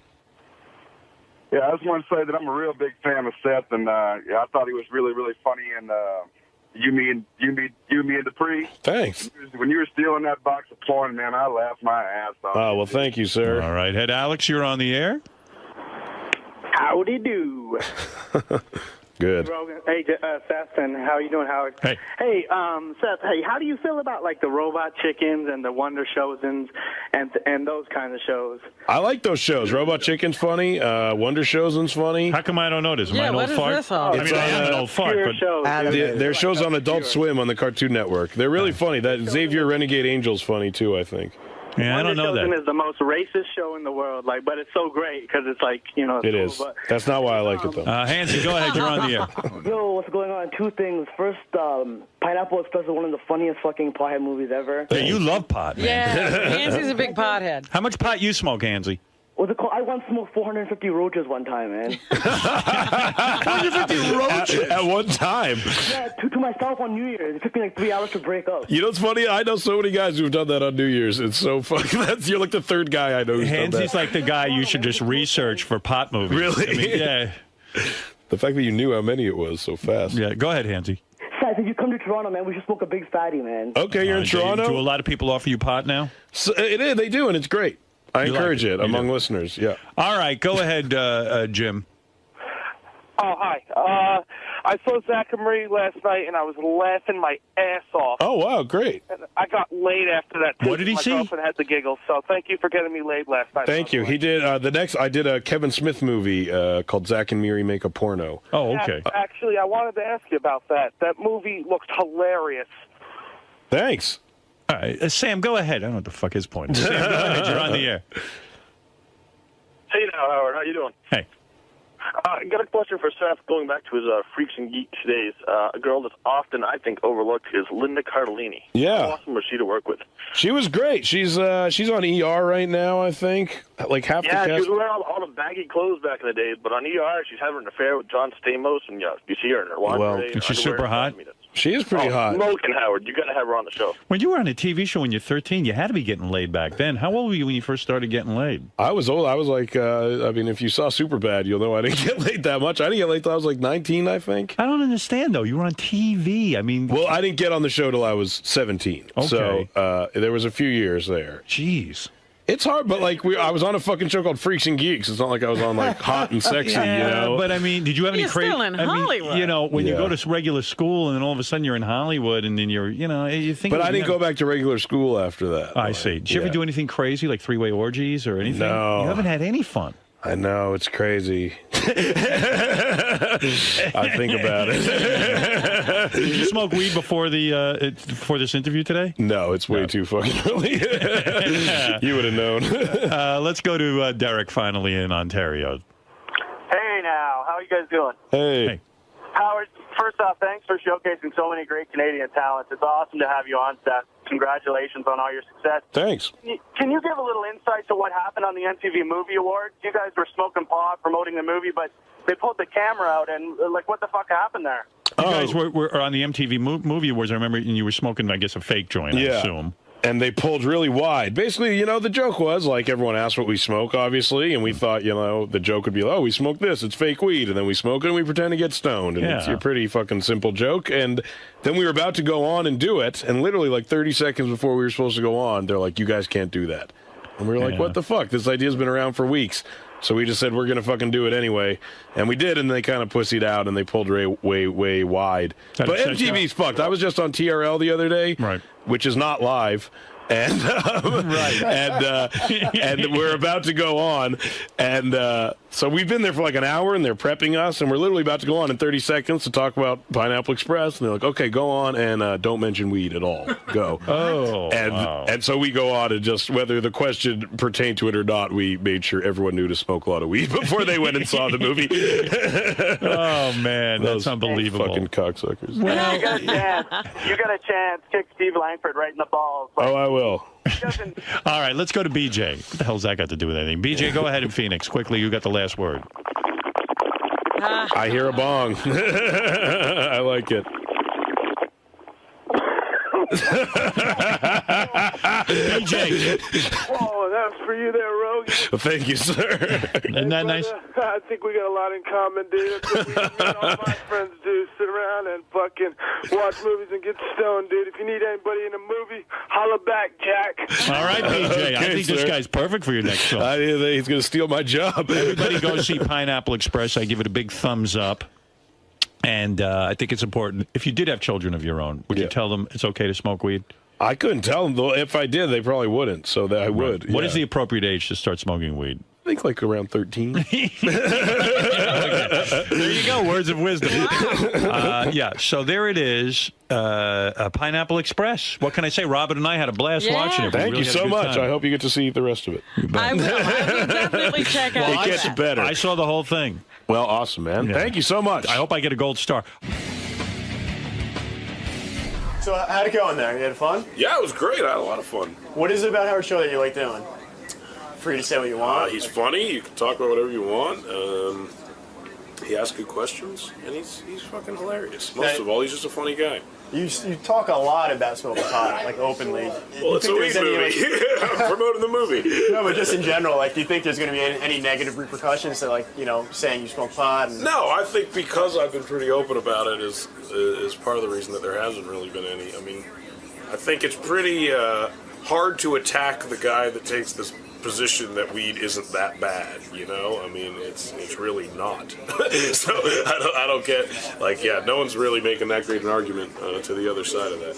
All right, man. I'm waiting to take a piss. It's okay. So you had a good time today? Huh? You had a good time then? I had a great time. It was a blast. All right, thanks for stopping by, dude. Thanks a lot, man. Thanks. Tommy Chong's here to promote his new book. I want to say hi to Tommy. I can't believe Cheech and Chong got back together again. That's a miracle. Talk to him since the reunion. Remember, he was having a little trouble talking to Cheech. Tommy Chong is part of the famous comedy duo Cheech and Chong. They've been apart for years. Suddenly there's a revival. I don't know how Tommy and Cheech got back together, but we'll hear the whole story. There's a good guy. Tommy Chong. I love this guy. Big fan. Tommy, did Cheech and Chong make a lot of money? Yeah, we did pretty good. I mean, enough that, you and Cheech getting back together. Was it a money-driven thing? He got divorced just recently. And then he called you. And a guy like Cheech doesn't. How you doing, Tommy? A guy like Cheech doesn't sign a prenuptial agreement with his wife. No, well, even if he does, you have to give the minimum, which will break you anyway. Right. There's some money that exchanged hands. Yeah. Cheech, I guess, got full of himself. Cheech and Chong was such a great comedy duo. And then I think Cheech got a little full of himself with the acting. Well, he lives in Malibu, he hangs out with Geraldo, Right. His fancy friends. The parties, So how do you the guys... golf. Then the golf. Yeah. How do you guys end up getting back together again? Well, I wrote that book. Right. This book. The unauthorized autobiography. Of Cheech and Chong. Cheech and Chong. He had nothing to do with it. Was he upset that he didn't have anything? Yeah. I mean, in other words, if there's a Cheech and Chong story to be told, you would think Cheech would be a part of it. Yeah. Right. Yeah. But you said, hey, this cat's not calling me, so I'll write the fucking book. That's right. That's right. You were there. You know everything that happened. And I'm the writer. Right. And so I wrote it. So he picked up the phone and said, wait a second, if you're telling my story... Well, more or less. More or less. What he did, him and his managers put a tour together. Right. And they offered me the tour, and I said, I'll do it if provided, my wife opens the show, and he said, yeah.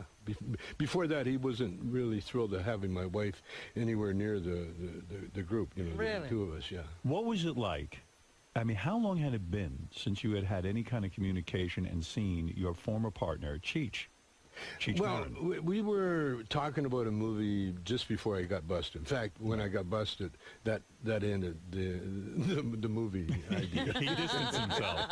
Yeah. But I mean, here you had a lot of bitter feelings. I'm sure he never visited you in jail. One time he yeah. did. Yeah, he came. He came with Larry Charles, the guy that was going to direct the movie.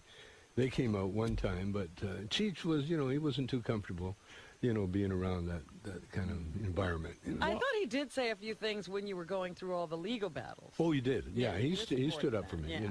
Why? So what is it like when you walk in the room and there's Cheech, and now you have to, I assume, put together your comedy show? You're going around doing live comedy now. Well, we did it. What was it like sitting in the room with him? It was incredible. It was incredible. It was incredible. It was like we'd been off for 2 weeks. Really? And you were able to and jam? It was fun? It was so much fun.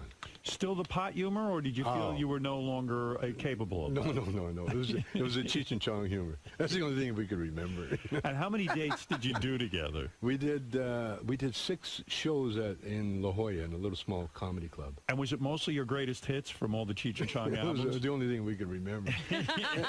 So there were no new references. In other words, you went in and you gave the people what they wanted. It's almost like when if the Beatles could go out on tour, do the hits, give the people what Dave's not here, let's run through the routine. That's it. We did the routine.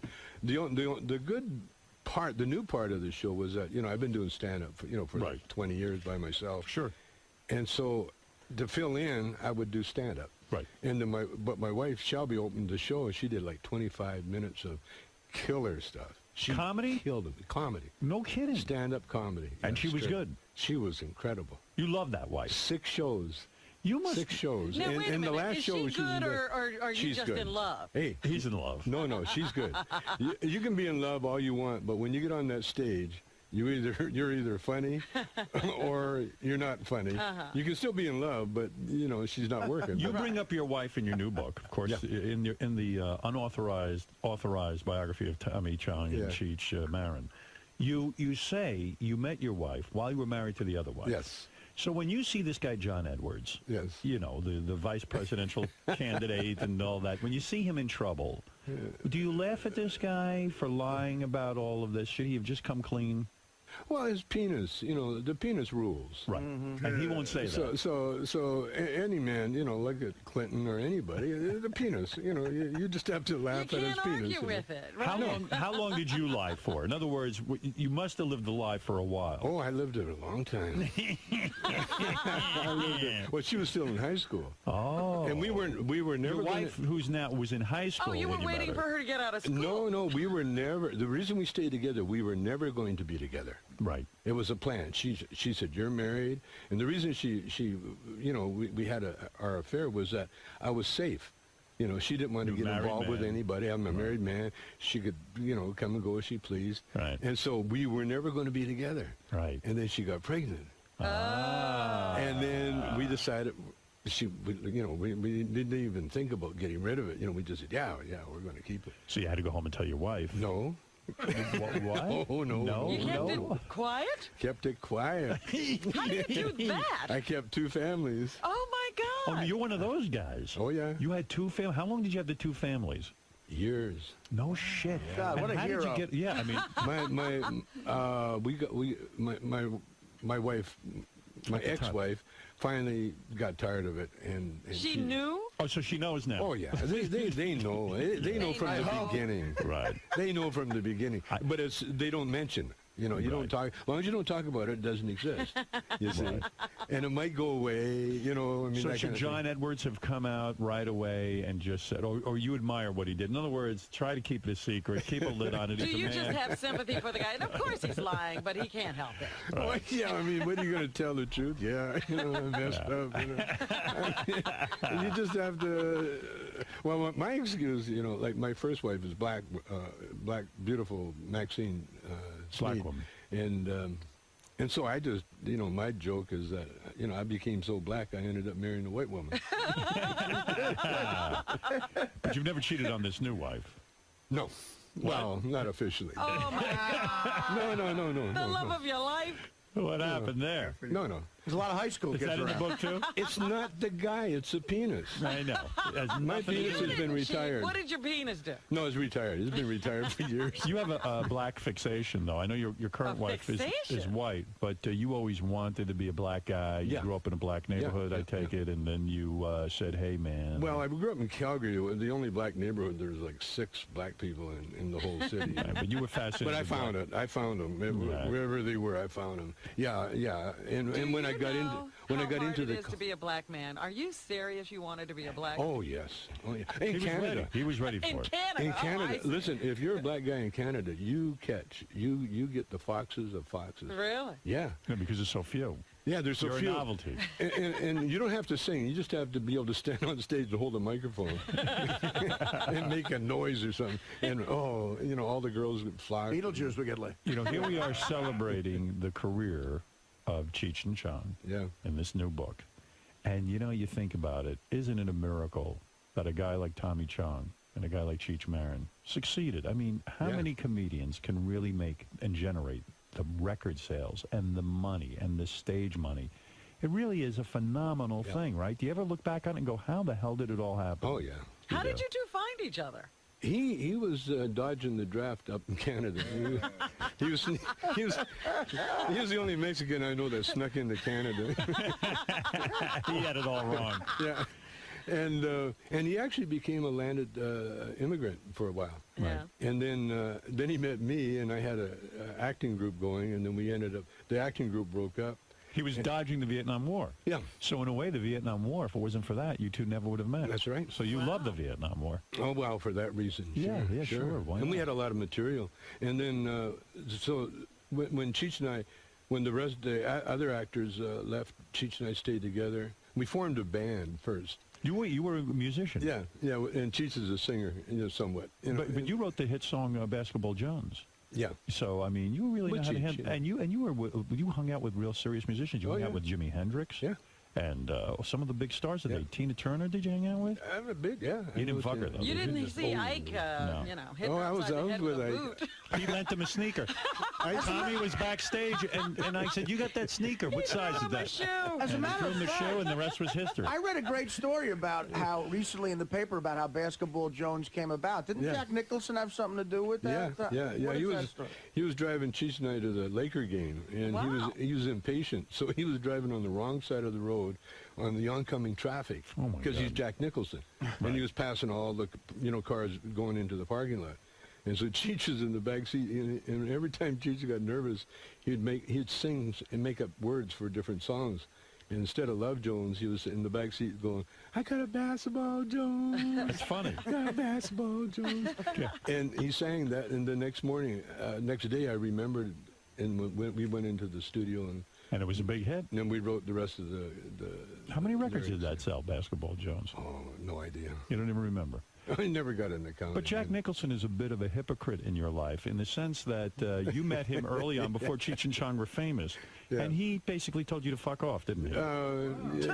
In a Jack Nicholson way. Where were you? Where did you meet him? At a party? It was at Lou Adler's house. Lou Adler was a big record producer. Yeah, and he was our producer. Right. And he discovered us, and we had I think we had a record out by then. Right. Dave's not here, but no one really knew who we were. Right. And so we were at this Lou Adler party, and everybody was there, like Mick Jagger, and I went into this room to smoke a joint, and John Lennon is sitting on the floor, and so I offered him a toke, and John, no, he had immigration problems, so he didn't want to smoke. Is that embarrassing when you go up to a big celebrity and say, "Hey, let's smoke together," and they turn you down? Not really. No. Yeah, it's understandable. Right. It was a big stinky joint. It wasn't a good. It was not like the shit you get today. No, not like today. No. And then Rod Stewart walked in. Yeah. And he started messing with his hair, and I offered him a toke, and he said, "No, his voice." His voice. And so then. So no one would smoke with you. It was kind of embarrassing. Yeah, it was a little bit embarrassing. It was embarrassing. And so I walked out, and I ran into Nicholson, and instead of offering him a joint, I tried to give him a compliment, And you know how you get nervous, and you say the wrong thing. Right. Well, I said the wrong thing. Right. He had just did a movie called The Last Detail. Right. And he's just staring at me, and he never had his dark glasses on. He's just looking at me. And I said, hey, you know, I really liked you in the movie. And I said, you know that scene where you're combing your hair, like you comb for about an hour, you know? And I said, did you improvise that? I said, because it was amazing, because you don't have any hair, and you're combing it. And what did he say? He says, excuse me. Just walked by me. And just, so here you were at the beginning of your career, and you know, you were sort of a pariah. I mean, here you are, this hippie who, you know, smokes weed all day. Nobody will smoke with you. And all these so-called wild boys, they're all shying away from you. Oh, totally. You were too wild for them. Totally, man.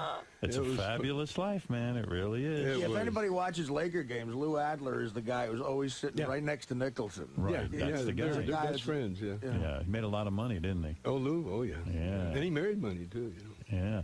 And a lot of acid in your past, of course, because, I mean, hey, Cheech and Chong, I mean, it's the drug guys. Yeah. But you describe, you got off acid. You used to take your kids to the movies while you were on acid. Just one time. Is that irresponsible? Are those kids' movies so bad you got to take acid?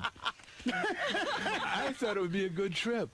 You know, it was... What was the movie? What was the movie? Thumbelina? Thumbelina. I know, I read the book. Thumbelina. Yes. You gotta take acid. No, I thought it would be a good one to trip on acid. But the story is this grown woman is going to marry a rat. That's right. That's trippy enough. And we're sitting, my wife and I are both tripping, and we're looking at, oh no, she's going to marry a rat. And then it was in the ghetto. Get away from that rat. It was in the ghetto. In the theater, it was like in the afternoon. It was kind of a ghetto theater, and they had all these little kids running up and down the aisles like rats. They were running up and down, and so we freaked. This was your first wife? No, this is second wife. This is Shelby. Wow. This is Shelby. Wow. And this is our little girl. Oh no, the first wife would never go there. No acid with my first wife. Did your first wife really not understand the whole Cheech and Chong thing? It was just something she just didn't get. No, she didn't get. Yeah. Really? When to be married to you, you'd have to get what you get. When I came home as a comedian, you know, like I left as a musician, and when I came back as a comedian, She was like, I didn't buy into this. No, she said, and then I brought Cheech home with me. Boy. This is my partner. I brought Cheech. He slept on the couch. We're both unemployed. The Mexican guy on the couch. Yeah, and she said, sorry, you're going to have to go. Yeah. And so I left. You could understand why the wife wouldn't understand that. But it was nice. You know, I had nothing when I left. If she actually supported me and Shelby and I, you know, just giving us food money and let me use her car. She was nice. Yeah. Oh, she's beautiful. She's beautiful. She must be. I've never seen her, but your daughter is so gorgeous. Oh, Ray Dawn. Where's she hiding? Where's she been, Ray Dawn, She's Sean? in Connecticut somewhere. Oh, yeah. She met a guy. She settled down, got out of the acting business? No, she's still she's writing more now, you know, writing and stuff. So the Cheech and Chong reunion, the recent reunion, wasn't about the money, was it? Was it like you guys needed the money? Or, oh, yeah. Oh, you need the money. Oh, well, you need more than the money. We needed. Cheech needed his title back, you know. Right. Cheech of Cheech and Chong, you know. Right. He was Cheech with the art collection or Cheech the golfer. And now you know, there's no money in that. And he's got a new girlfriend. Champion. And he's got a new girlfriend. Oh, no kidding. He's got a beautiful Russian concert pianist. No kidding. And she young girl? Yeah, young. How very old? Young. Still 30s? under 30. No, under 30. I think. How the fuck old is Cheech? Oh, he's 66. And that's expensive, man. And he's got a girlfriend under 30. Yeah. Son of a bitch. Yeah. Wow. Oh, he looks Does like... he have any kids? He looks like what? He's worn out. Oh, God. He's got that look like, I got to go home and, I don't know. Wow, but I Service her, I don't know. That's young stuff. But does he have kids? Because they might be older than her. Probably. Do you get jealous when you see Cheech with the young? I mean, I know you love your wife. But you don't. I'm at the age. You don't get jealous. You get curious. You don't get. It looks like more aggravation than it's worth. You just want to see the video. Does Cheech have to do like weird shit with her, like go do stuff, and because he's got the young wife? Well, no, they got a different kind of relationship now. And you know, like I've just gotten back into that world just recently. Right. So I really, you know, I'm not really that You mentioned well-versed, You huh? mentioned in the book you vacationed in France and you went to a nude beach and you got a boner on the beach. Oh, That's not what you're supposed to do. They always say you're not supposed to get a boner on a nude beach. It's not cool. Again, the penis rules. Yeah, right. You tell your penis. How long ago was Doesn't this? the sign at the beach say no boners? How long ago was that? It was in the 80s, early 80s, like 81. So you go on the nude beach, you with your wife? Oh, yeah. Yeah, and she's nude and you're nude. Yeah. And then there's all these nude women walking around. Oh, there's and you thousands of and you quite naturally get a boner. I would get a boner. Oh, yeah. Yeah, and but who are these guys who go there and then pretend like they're not excited by this? Well, we're all in the water. Gay guys. We're all in the water. You see guys in the water. You know, because this is like you could write a whole book about this, just about that subject. Yeah, because how you do that? every time I'd read one of those nudist magazines when I was a kid, that was before porno, they'd say, "Listen, it's a faux pas to get a boner," and I'm like, "How could you? How could you control that? There's naked women around." Well, one way is you look at the ugly ones, you know. Yeah. That helps. Or guys, you know, look at guys, and that helps too. There's a lot of ugly, fat nudists, and you're always amazed, right? I mean, like, why would you be nude with that kind of physique? That's why, because they like to expose themselves. Did it turn you on that other men were looking at your beautiful wife? Did that turn you on? I have to ignore that part. You do? I'm more concerned looking at what's out there. But when she gets naked, aren't you a little protective? You're like, hey, I don't want anyone looking at my wife. No. You don't care. I mean, you're cool. You're a hippie. You really are a hippie, aren't you? Yeah. You're like, hey, come on, we'll all be naked. Yeah. And you must have a big schlong if you're willing to get naked in front of people. If you were small, you probably Used to have. Not it shrunk? lately. What happened? I've never heard of those. No, you get older. Away. Yeah? You get older. It's lack of use. Going back before the Cheech and Chong days when you were a musician, you hung out with many famous people. Diana Ross, Jimi Hendrix. And It was you like say, you were the Zelig of show business. You hung out with everybody. Yeah, I did. And you say Jimi Hendrix had groupies, but they were very underage. Oh, yeah, he had crazies. They're not groupies, they're crazies. Crazy. And so it wasn't his fault they were hanging around. They just found him. Oh, yeah. I mean, he attracted everybody. Yeah. How old were the girls he was banging? Oh, who knows? But they were young. I really don't know. He was more of a junkie when I knew him. You know? Right, he was right. more into nodding out than he was. You never messed with that stuff. You never got into heroin. No coke. I've seen too many casualties. You know? Right. Jackson 5 you hung around with? Yeah, You knew Michael we Jackson? discovered him. You discovered that? Everybody now has discovered the Jackson 5. You, No, we did. Diana, We really did. No, Diana. Gladys Knight. No, Diana Ross discovered us. Right. Is that true? The Supremes came down to the club we were playing at, and she saw us, and she called Barry, who she was doing a thing with. Right, yeah. And Barry flew to Vancouver and signed us on the spot, and then forgot about us. Then we had to pack up and make our way to Detroit.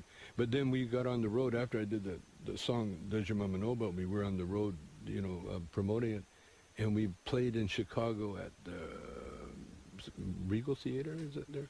Because you guys in your movies, and that's where we found the Jackson 5. They opened for us. Oh wow! And and you told people about them? No, we took them. Bobby Taylor actually had them stay at Bobby's house for a month before the Motown hierarchy song. Does it make you sad to see what had happened with Michael Jackson? That he's like kind of like a freak.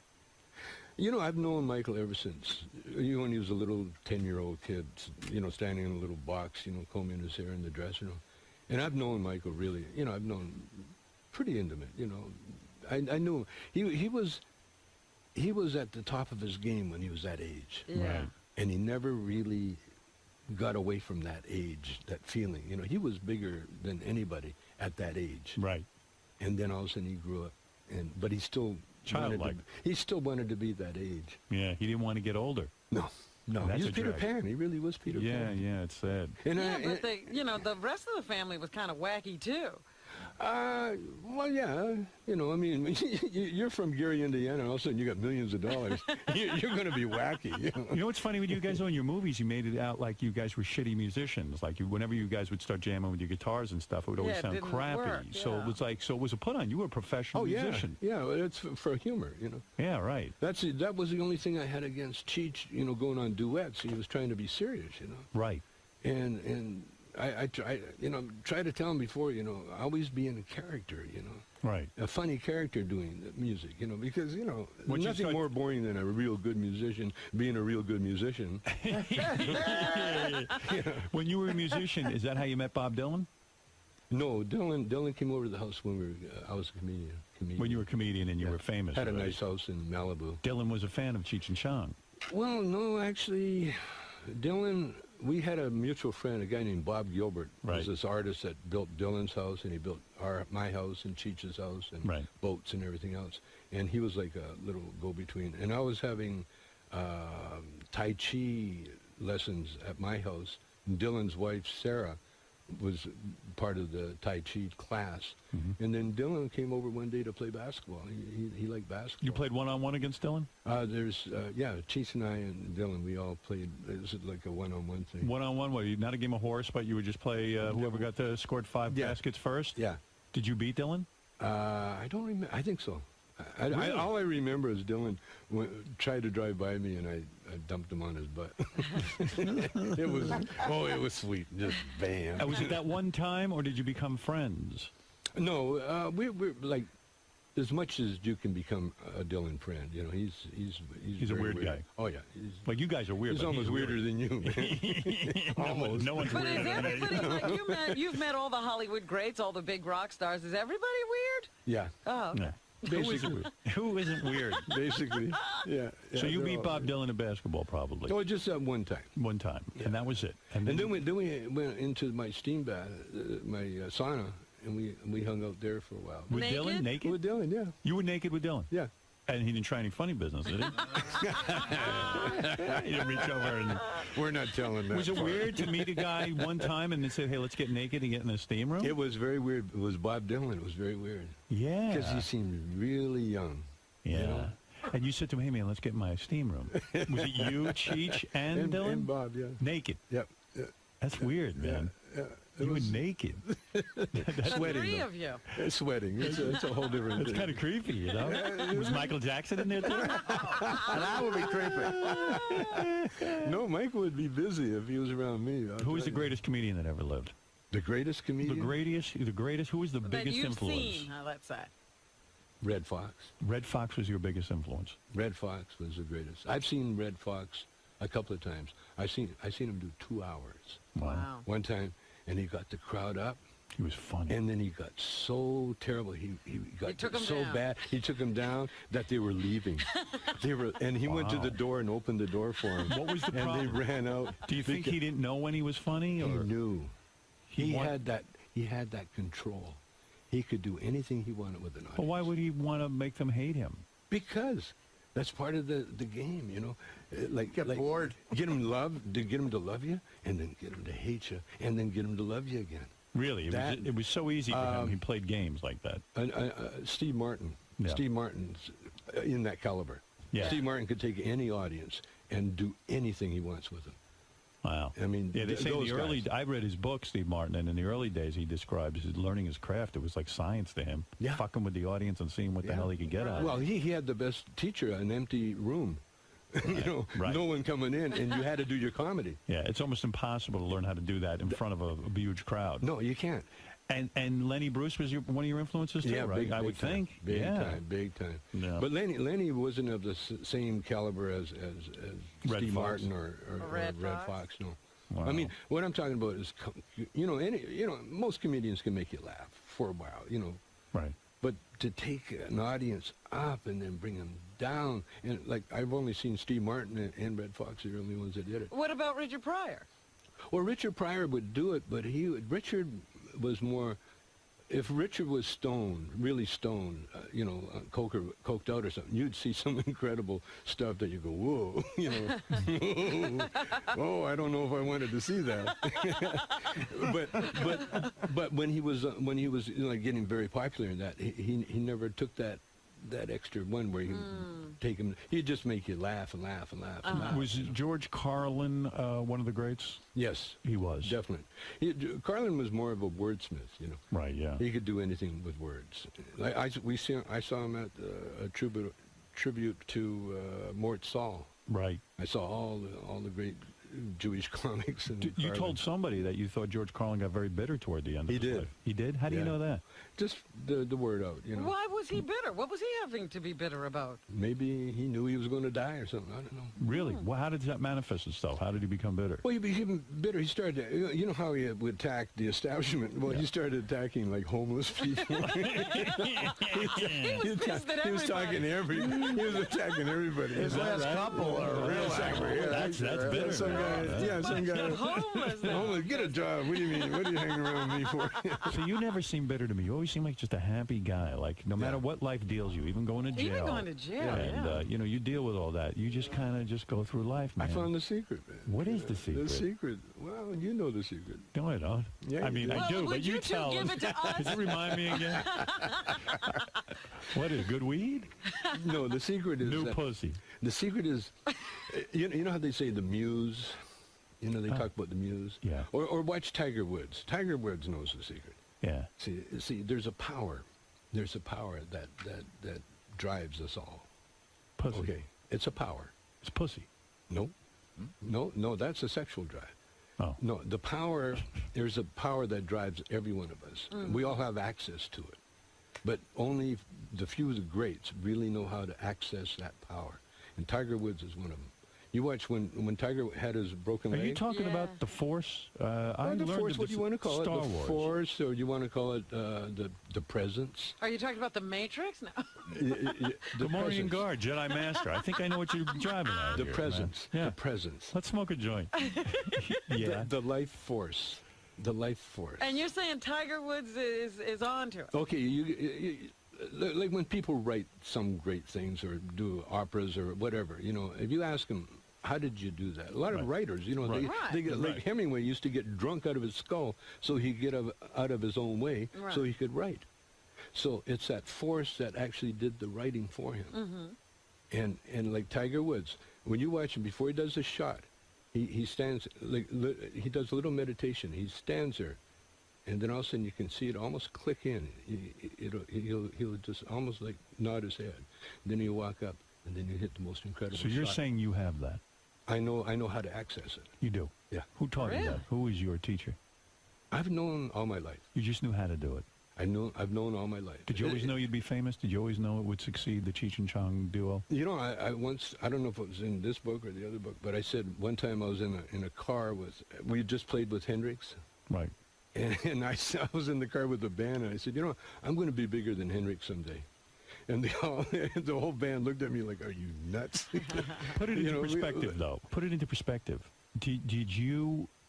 Was Cheech and Chong the biggest comedy act in the world? It's going to be.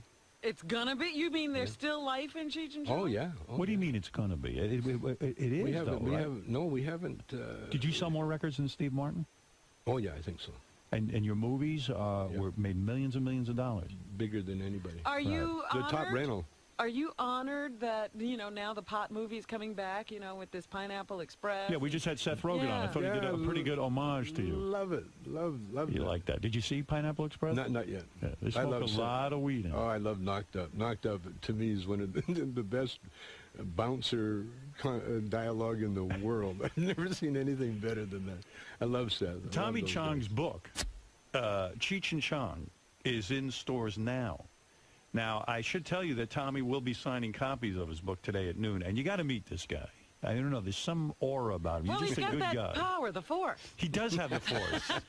No, access. I know how to access. And what he's saying is, if that power knows how to putt really good, you could be Tiger Woods.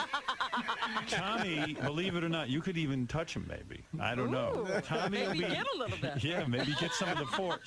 You guys have to read the book because it's an amazing life. I mean, including smoking weed with Arnold Schwarzenegger in your past. I mean, well, is it Arnold weird? has admitted to that. We're not outing him, are we? No. Is it weird now to see the guy you used to smoke weed with? Yeah, As the governor? I've seen him. You know, I seen him just recently. Did you? Where'd you see him? In the Starbucks. We go to the same Starbucks, and he looked at me and he recognized me right away. He said, "Tommy," he said, "I said, you remember me, Arnold?" He goes, "Oh yes." He said, we both had a dream. We both had a dream. Yeah. Yeah. He said, yeah, he did that. Except you ended up in jail and I'm in the governor's mansion. He didn't have that far. So that was the whole interaction. Here's a guy you shared a joint with, and that's all he had But to we say. looked at, but every time I've seen Arlie, you know, we have a connection because we did Up and Smoke first before he did his movies. Right. And so he was a groupie right away. You know, Right. Because he knew me before I even was Cheech and Chong. Right. And then all of a sudden he saw me come up with Cheech, and all of a sudden I'm doing movies, and you know, this is what he was into. Right. And so he knew me from that level. And then we tried to get him to help me get out of jail. And so he knew me from that level. I remember that, You yeah. went in for a pardon, didn't you? Well, we went to see if, you know, we had people talk to him to see whether or not he could do anything. And he didn't step in. Oh, no. No, he stayed totally away from Well, how do you feel about that? Oh, I understand it totally. He's a Republican. Come on. He couldn't be releasing a pot guy. could he? What was the saddest moment in your life? Do you address this in the book? I don't think I do. But what is the saddest moment in your life? I mean, it seems like such a blessed life, but there had to be some real I mean, he went boundaries. to jail, Howard. Was that the saddest moment in your life? No, you know, good question. When I realized that Cheech and I had broken up. That was it. When I went to the movie, when I realized that he was doing another movie without me, and I actually come across, they were shooting a location scouting or something, and I came across the whole crew that used to work for me, and there was Cheech, and they just kind of went, hey, how are you doing? They just walked on by me, and that was the saddest. That was the saddest time. What broke you two up? He did another movie. What was that movie? Born in East L.A. Yeah, Born it's in a good East LA. movie. And he never even told you. He just said, "I'm." No, he told me. He did. He says, I got offered a movie without you. Wow. And I'm going to take it. You felt that was betrayal, didn't you? Oh, yeah, big time. Is that the one he did with Eric Roberts? Roberts? No. Did you say to him, hey, Cheech, wait a second, come on, we got a huge thing here. We beat all the odds. It's funny. You know what I said? How about the act? What about our act? He says, you got it. He gave it to me. He said, you got it. And then just recently, how about the act? Okay, I want it back. Not so fast, white man. No, you know, it turned out so perfect because had we stayed together, we wouldn't be together now. Right. We would have been over. We would have been done, over with. But the fact we broke up at the height of our movie career and everything enables us to get back together now. Yeah, it's like that's painful. Business. You're absolutely right. This guy was your bro. This was your number one guy. He slept on your couch. It was my career. Yeah. I was a movie director, directed like 6, successful movies. All of a sudden, without Cheech, I don't have a career. Right. I had no movie career, so I had to go back on stage. Here's what I predict is going to happen. You and Cheech, of course, are now getting back together. Mm-hmm. You will get huge again, and he will dump you again. He's just waiting for the chance. He's waiting for the chance. He's pulling on you what Red Fox did to the audience. He gets you up, and then he fucking takes you down. Man. Don Johnson's going to call him back to do another Nash Bridges. Look, man, the book is called Cheech and Chong. It's the story of Cheech and Chong, and Tommy tells it so well, and you got to go meet this guy. You talk about a great energy. Every time I see Tommy, I go, boy, I love that guy. Yeah. Real quick, Richard Christie, who works for us, goes, he's never once asked me, all the years he's worked for us, he says to me, I just want to meet my hero, Chong. Oh, he calls him go ahead. Chong. Chong, he calls. First of all, the guy's name is Tommy Chong, not Chong. Mr. Chong. Mr. Chong. He has shorter hair than a lot of your fans. Yeah, what do you want to say? I just want to say that you, Mr. Chong, are quite possibly my biggest comedy influence ever. You said that about Howard, though. Well, Howard too, but and by the way, my earliest influence. Be nice to this guy. He's a slow adult. So, All right. Go ahead, yes. Go ahead, yes. I mean, I've watched your movies like millions of times and grew up with you. I saw your first, Cheech and Chong's next movie is a masterpiece. I saw it when I was 8 years old, and I've been hooked ever since. And I read your book. Your new book is brilliant, and I just want to say I'm a huge fan. Thank you. You don't even smoke weed, though, do you? No, I don't. I haven't since 1992. But you know what, Tommy? This guy, he works for me now, but he was considered one of the top heavy metal drummers in the world. Another musician, yeah. Another musician. For who? A band called Death. and Iced Earth. They were heavy metal bands. Yeah. That's right. Yeah, he's not as big a loser as he looks. That's what I'm trying to establish so that you won't treat him how Jack Nicholson treated you. Richard always told me that his favorite. You always told me your favorite Cheech and Chong movie was Born in East L.A. That's what people tell me all the time. Well, you are a great guy. You know that. I don't have to tell you. You have found your inner chi or whatever it is you want to call it, and his inner Cheech. His inner Cheech. You found him all right. Can I ask Tommy real quick? Oh, you have a question? You have a question? Do you plan on making another Cheech and Chong movie? Yeah, oh, you're kidding. Oh, you are? Yeah. Oh, that's awesome. What do you mean, yeah? Is it going to happen? Oh, yeah. You wrote the script? Not yet, but we're doing a concert movie for the Weinsteins, and then right after that, we're talking about a series of them. So you're going to have to play some sort of older stoner now, right? I mean, you gotta. The great thing about comedians, the older you get, the funnier you get, And the movie you're planning, is it just Cheech or both of you? Yeah. Will Cheech do the movie without you? So far, if he gets a chance, he will. So far, it's both of us. You know what I should do? I should call up Cheech and say, Cheech, listen, I know you're getting back with Tommy. I got a movie for you. I have a movie just for you. You got to dump that guy again. You know, Howard, real quick, too, one of the funniest moments ever on your show, and they replayed this on Master Tape Theater last Sunday, was you had Tommy on the phone in 1997, and he was looking for a new Cheech for his movie. Yeah. And you had Crackhead Bob audition as the new Cheech. Yeah, he didn't get the part. That would have been brilliant. My favorite memory of Cheech and Chong, and this will always be so great, was when I had that dopey Channel 9 show. The Christmas show. Oh, yes. We were taping Christmas special, and I asked Cheech and Chong if they would be a part of it, and they agreed to be, which was thrilling for me. And we wrote a whole Christmas show, and Tommy was in this sketch where I played the Virgin Mother, and you guys were the wise men. Right, I remember and you were them smoking now on tons those of weed. horses. And you gave birth? I gave birth to baby Jesus. Dan Foreman. To Dan Foreman, baby Jesus. When Channel 9 saw it, and it was funny, and when Channel 9 saw it, they said, there's no way we're airing this. It took, our Christmas special didn't get on until July. I had to beg them to show this, and they finally showed it, and they got so many complaints, and it was just unbelievable. And I said to them, don't you guys understand? I'm not really the Virgin Mother, and it's no longer Christmas, so it doesn't matter. Not Jesus. Yeah, and Dan's not Jesus. And they were like, okay, air it. Oh, my God. The executives like, wait, you're telling us Dan Foreman is not Jesus?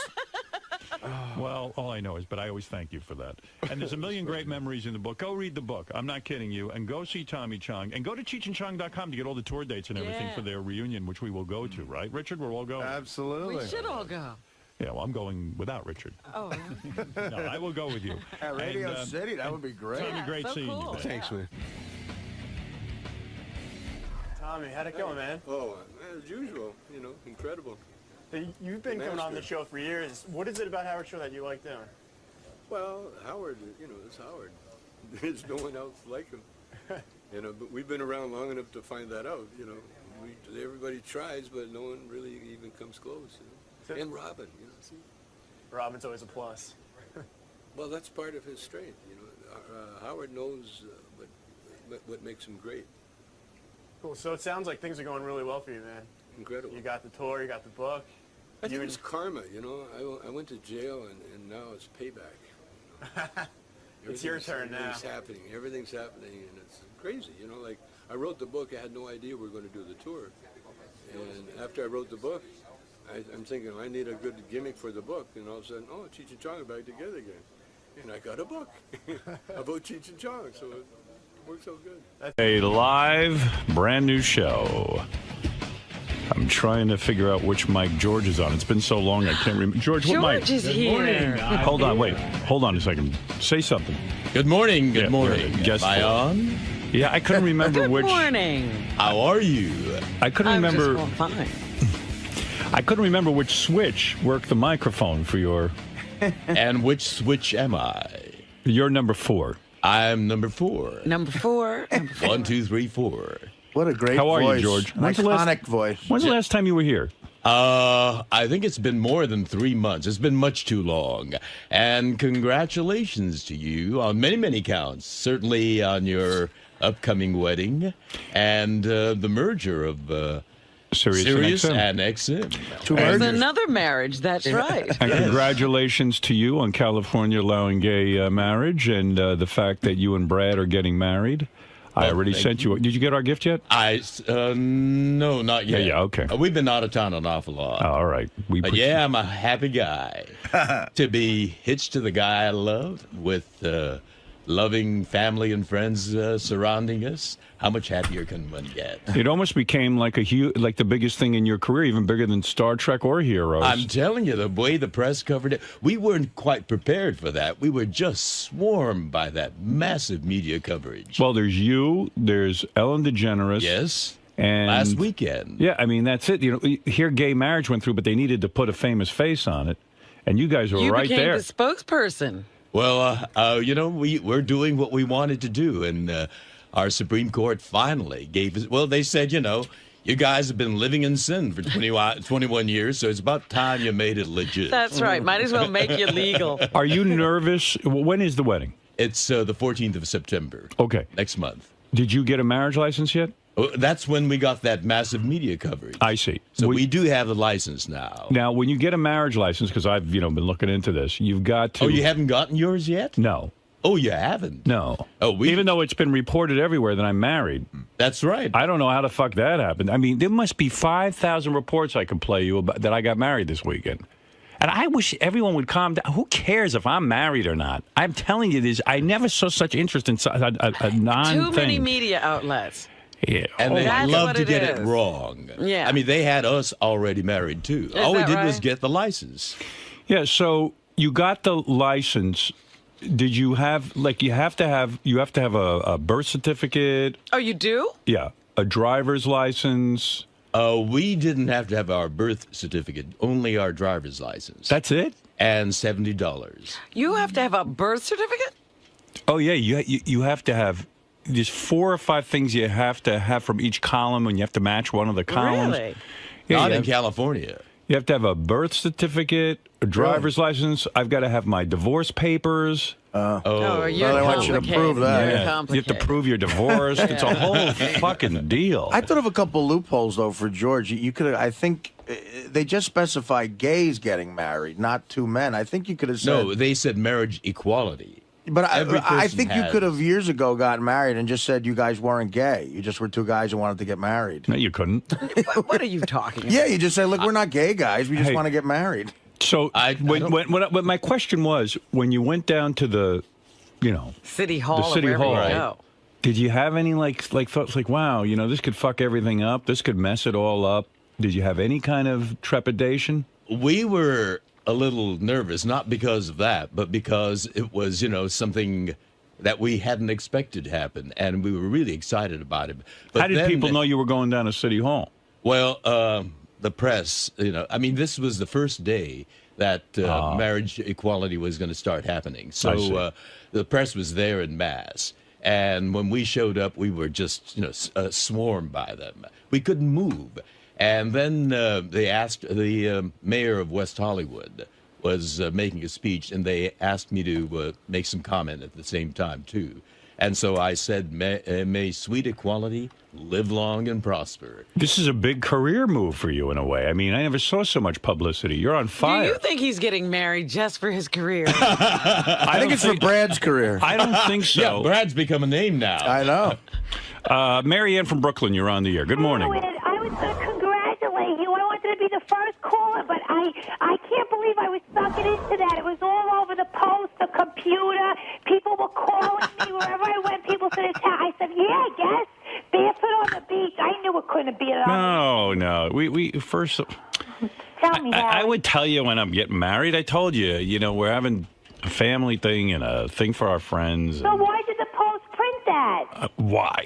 Everything they print about me is wrong. I mean, in fact, I spoke with Lisa G through a third party, and because I said, well, according to Lisa G, and Lisa G said, look, I never reported that. I reported that Beth was going to wear a sundress or something with your family. Right, and barefoot on the beach. Something like that, and that's not even true. I don't even know what that is. So here's every media outlet reported it, and it's completely false. Could I give you my I take, Howard? Isn't it going to be around like the Labor Day weekend when you have vacation? You know what? I don't even want to talk about it anymore. I'm sick of it. I'm actually starting to get, what do you call that, cold feet. Not because I have any doubts about Beth. I just don't like all of this hoopla. It's too much, Howard. It's too much for me. I'm not George Takei. I can't handle it. He can't take it. I can't take it. You better talk him down. It's for you and your family to be I should have just taken her off somewhere and married her. It's what I wanted to do. I love you so much, Howard. I saw your Thank tattoo you. on your ring. This hot, sexy thing, Howard. If it wasn't Beth, I wish it could have been me. No, you don't. Even Trust you me. laugh at that. I love You don't want me Howard. mounting you. Trust me, Marianne. I love you, All right, thank Howard. you very much. Congratulations. You have no anyway. idea what it's like when I mount a woman. Are you getting helicopters flying over your place? No, nothing like that. Oh, good. Yeah, it's enough already with this marriage stuff. I know, the press- I'm like the bride to be here. Poor Brad. I saw him on the newscast when you guys were getting the marriage license. He looked like a deer in the headlights. He does not like being on camera. He looked like he was frozen. He gets very nervous very easily. Yeah. And the cameras and the photographers and the crowd really shook him up. Was it a romantic night, the night that you went and got the marriage license? I mean, here you'd been on TV. The two of you had been interviewed. Was there sex involved the night that you got your marriage license? The night before was wonderful. It was, because he was excited and you were excited. Exactly. But the night of... the night after we got the license. So you guys were so he worked was up. completely frozen. You guys were so worked up, Really? you blew each other, and then went down to the city hall. Wow, that's right. Right. We were, That's right. We were energetic. We were just full of vitality. Oh, wonderful. Let's go down and get the license. Oh. It was a happy occasion. Why not We're celebrate? getting the license. Now, in a situation like that, do you switch off positions? I mean, Of course. like who gets it? Or You don't have to be gross. Come on. That's very we're personal. all thinking heard of it. the You numbers. brought it up.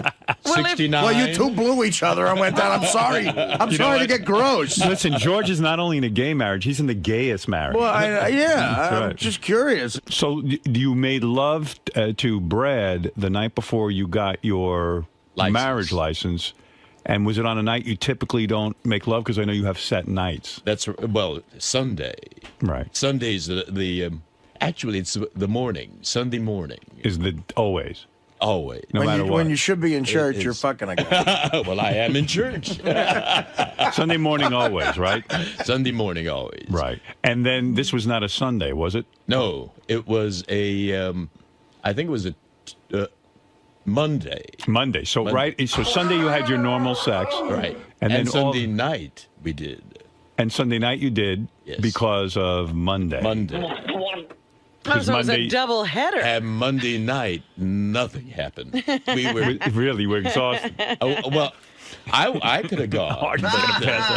So you wanted to go Monday night is when you watch football. So why would you?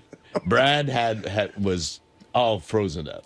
He was so he was a nervous wreck. Right. Really? Yeah. I understand that. Is Because he first of getting all, cold feet? We're talking to George. No, Maybe because there was- Brad is getting cold no, feet. because there's he's not used to all this attention. I mean, I understand. But they were at home. He was going but he was going down to City Hall, and reporters are going to cover this thing. And what about your penis? The one show, Thank you. Good Morning America. I think it was Good Morning America. You guys were next to each other, and Brad, he was had a smile concreted to his face. Yes, that expression never changed. And he kept you guys did look like the happiest two people alive. We did feel Which great. was nice. to see. Brad looks like a guy who's not out of the closet and just got outed. He's just like, it's hard on Brad. It is hard. But on you him. don't think this will have any deleterious effect? Deleterious. It's going to be a joyful thing. You don't see it changing at all when you say those vows and now you're committed to each other. Well, we've never gone there before, so we Right. don't know what's going to happen. But I know, for me, it's going to be wonderful. All Because right. we're going to have our family and friends. How many people are you inviting to the wedding? Well, we're getting married in the Democracy Forum of the Japanese American National Museum, and the capacity is 200. Right. And, we have a long, long list of dear friends. So we feel terrible that we couldn't invite them all. You guys are invited. But Yes, I thank you. know that you have a show on Monday. We sent our regrets, but we I did know. send a gift. Oh, bless your heart. We thank you so much. That's very thoughtful. We haven't seen it yet, but we appreciate it very much. It's very kind of you. And I Artie, made a donation. Yes, I know. You were so generous. Thank you. And that's very important what Artie did, because What did he do? He gave a very generous donation to the Human Rights Campaign. Well, that's what it said. In the card, it said you could either send money or, in lieu of a gift, actually, which was very nice. It said you could donate to the Human Rights Campaign, and that's what I did. But Artie was on heroin at the time. He didn't mean to write that check. No, this was before heroin. Well, that was why the sum was so generous. By the way, George. Oh, is that why? No, I'm always generous, George. And the reason for that is, there's a ballot measure coming up in November in California. People who want to nullify the Supreme Court's ruling and take away our marriage. Oh no! And Artie is helping us. You mean as soon as you get married, you could be nullified? Well, we're gonna fight it tooth and nail. Can you believe people are wasting their time trying to... Arnold Schwarzenegger, good for him, is on our side this time. Finally, he got on the right opposed to side. it. Well, remember on this show, you yelled at him and you told him did. off. And it obviously got through his head. I'm sorry I brought that name up. Yeah. King of all blacks, you're on the air in Ingleside, New Jersey. Yes, Howard, I love you, man, but you're very complicated and confusing. I don't understand why if you have beautiful kids, I don't understand the broken record, you have beautiful kids, why would you deny her of having kids? I don't understand. Well, I'm not denying her of anything because she's telling me she doesn't want kids. But she doesn't, trust me, I mean, she doesn't I said to her, I don't want to deny you anything, so if you want kids, I'm not the guy for you. I can't raise more children. Even my mother said to me, I understand totally. Yeah, but everybody understands but her. You're not hearing me. Why are you talking for Beth? Did she call you this morning? You're saying, Beth, you're making this like it's an argument or a hassle. She said to me, I don't want children. I never have. When I was a little girl, I never dreamt about having kids, and I'm it's not my thing. Listen, my niece is married. She doesn't want kids. Robin's been in a relationship. She could have had kids. She doesn't want kids. There are people out there who don't want kids. My friends Will and Carrie are married. They don't want children. I could point out a lot of people who don't have children, King. And then a lot of people go, then why get married? And I go, well, as long as there's sex involved. That's still your decision. Right. It's nobody's business but yours. Okay.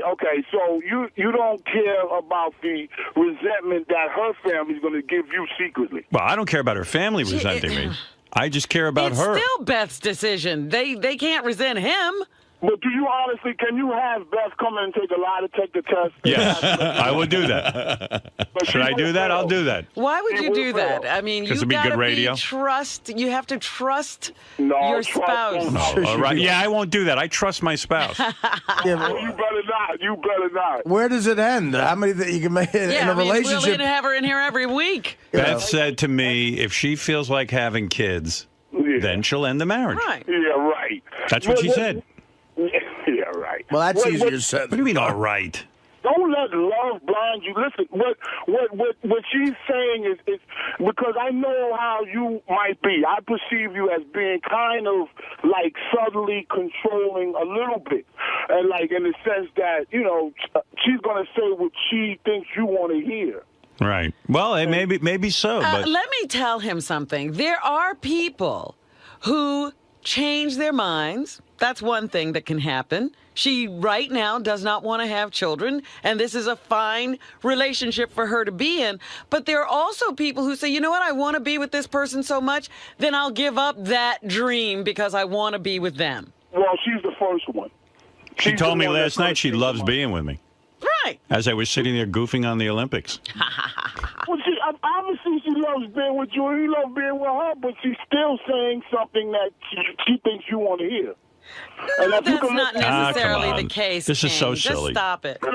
You think He Jillian? doesn't even know her. Why are we listening to him? Let's say Beth and I broke up. You think Jillian Barbary would leave her husband for me? I think she would. Listen to the way she's carrying Yeah. on. I think if I called her and I said, think look, the grant is only safe as long as you're hooked up. yeah. Yeah, I really believe that. She told me she would have sex with me. She'd get rid of that tattoo in a minute. She came right up to me. She said, I'll have sex with you right now. I think we do more for promoting her show, quite frankly. Maybe. We don't talk about her every day. Right. She lures us in. Johnny Frado. Hey, Johnny. Hey, what's up, Howard? How you doing, bro?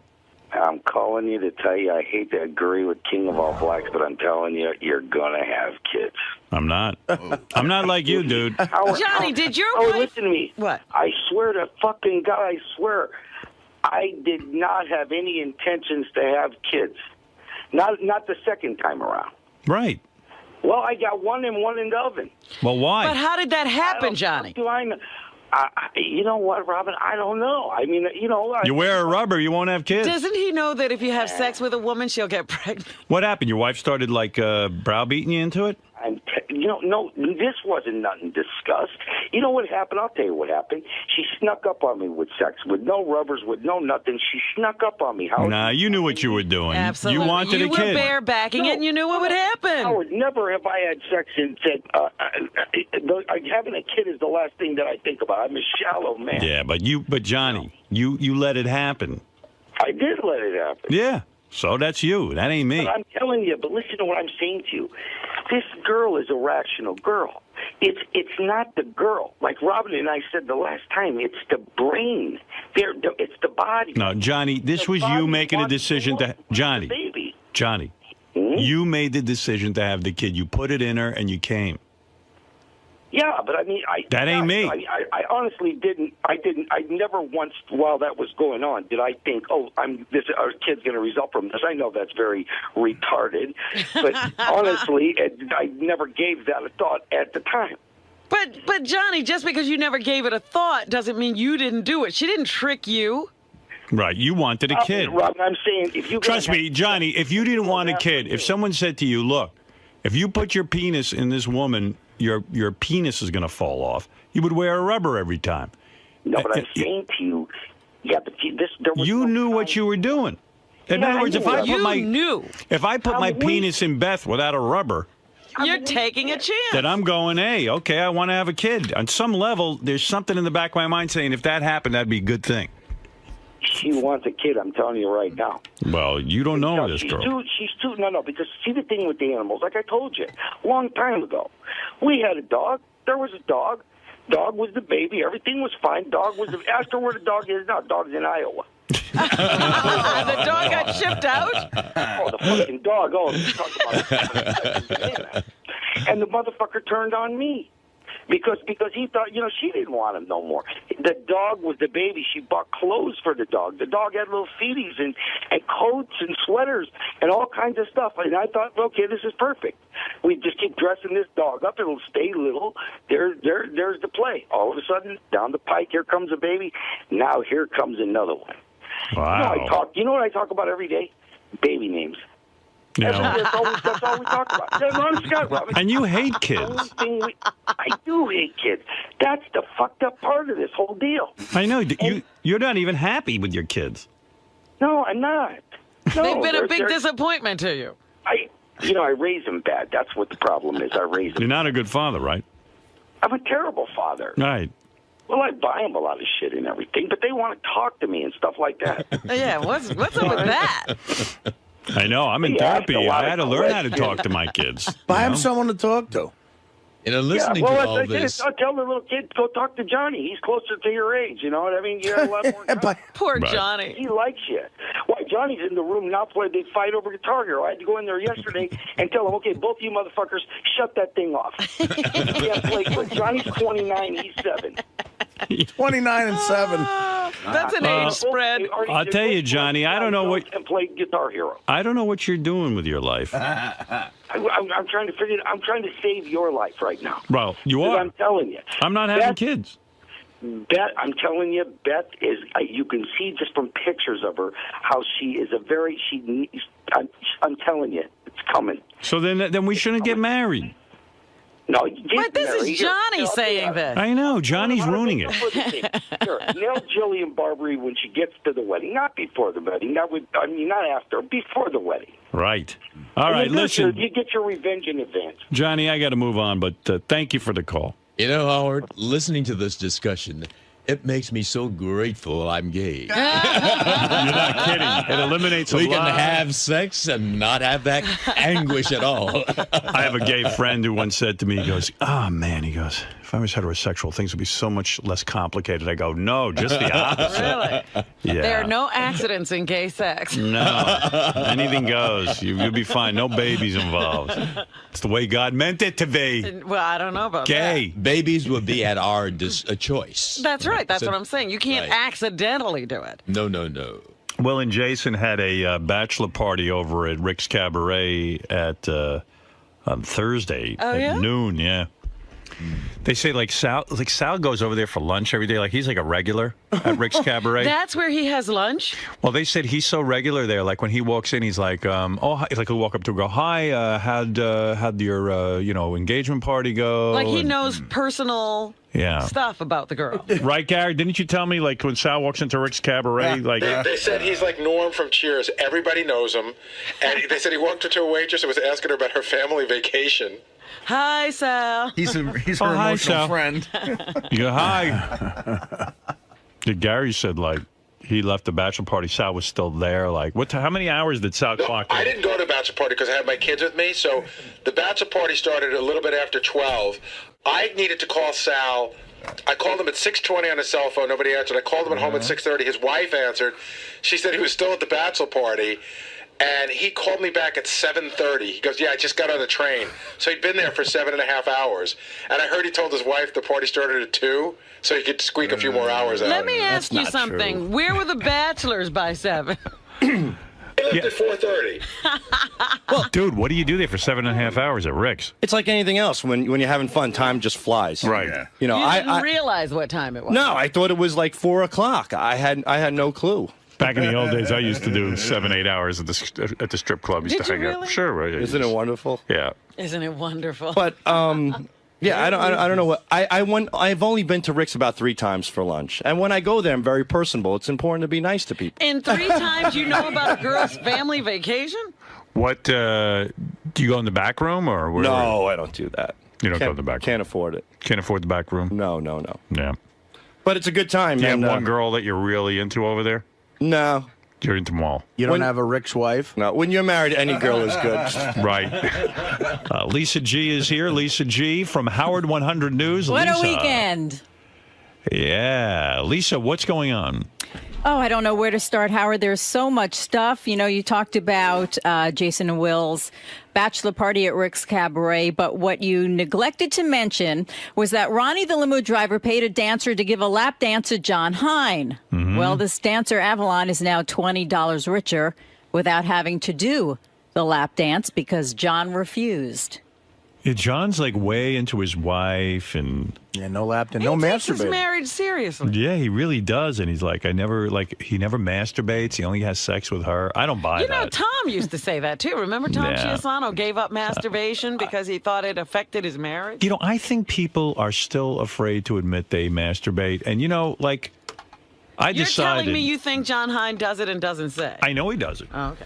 I mean, there's no, sometimes you just do it. And it's not because you don't love your wife, and it's not because you But have a you're sexual saying he problem. consciously does it and Yeah. won't admit it. Yeah, he's embarrassed to admit it. He doesn't want his wife to know. But I'm telling you, he masturbates. You know, not a lot.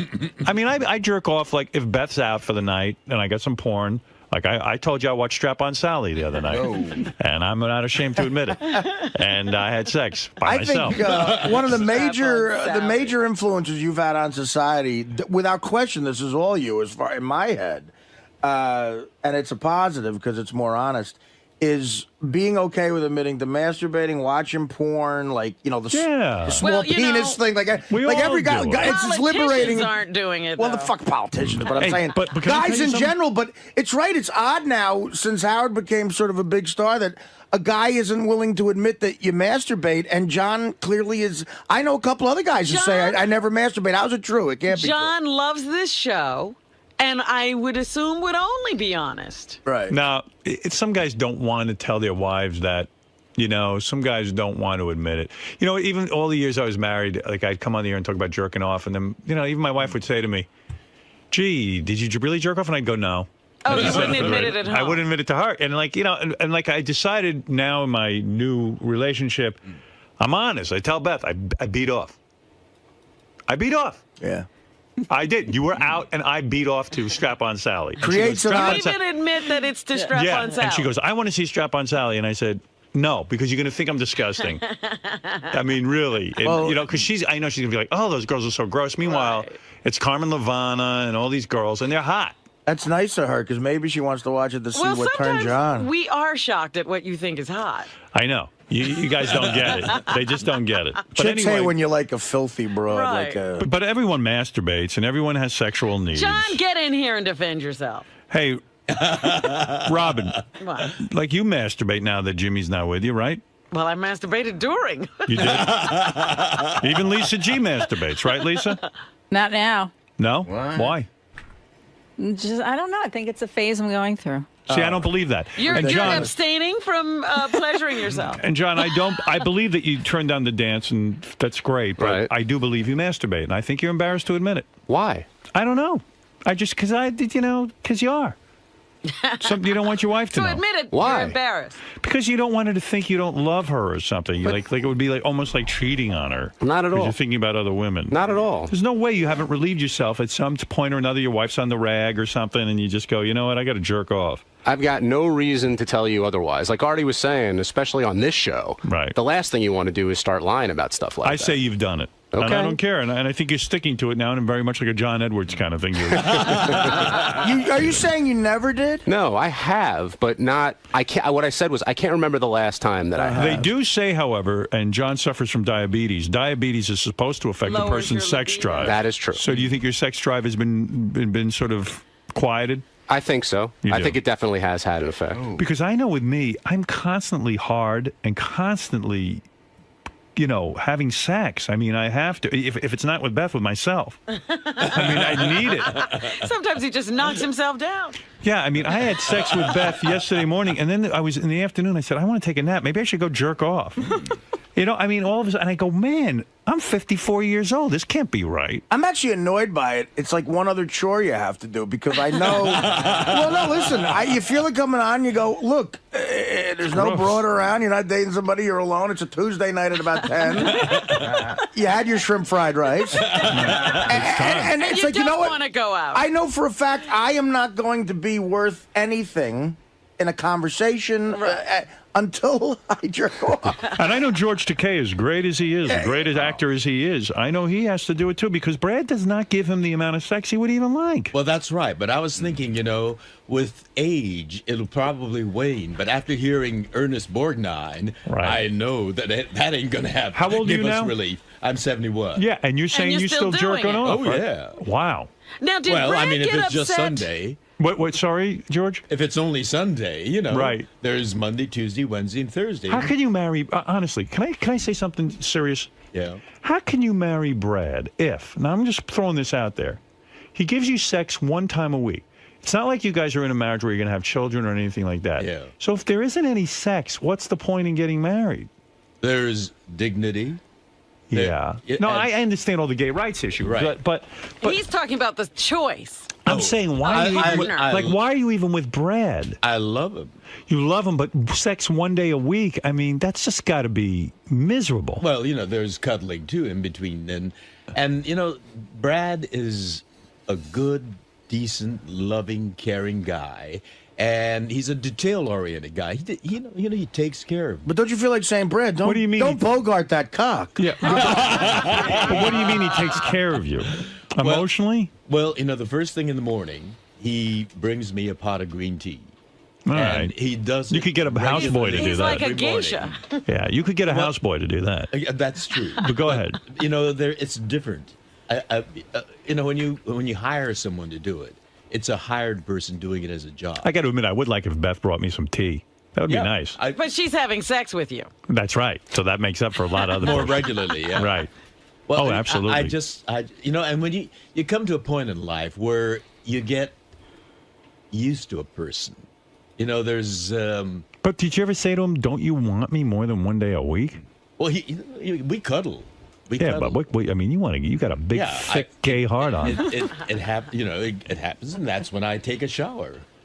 I know, but right, so you relieve yourself. Yes, I do in the shower. Marry your shower. It'd be a lot nicer if Brad would do that.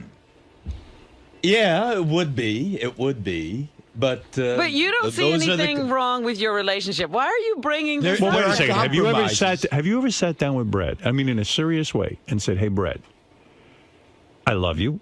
I think we're really compatible. I love the pot of tea you bring me in the morning. But, you know, I would really, really like it if we had more sex. I'm not saying it's going to drive us apart or anything because I love you, but do you think to please me, we could be together on Wednesday night too?" You know, since you've introduced it, I will have that discussion with Brad. Why have you never? Why have you Howard never? always has to introduce it. Why have you never? But why have you? Why do you think you've never done that? Are you afraid to do it? No, I'm not afraid. I just kind of, you know, it's consideration for him. He's not interested in doing it, you know, during the. But what about like if you just said to him, "Hey, I really, really want more"?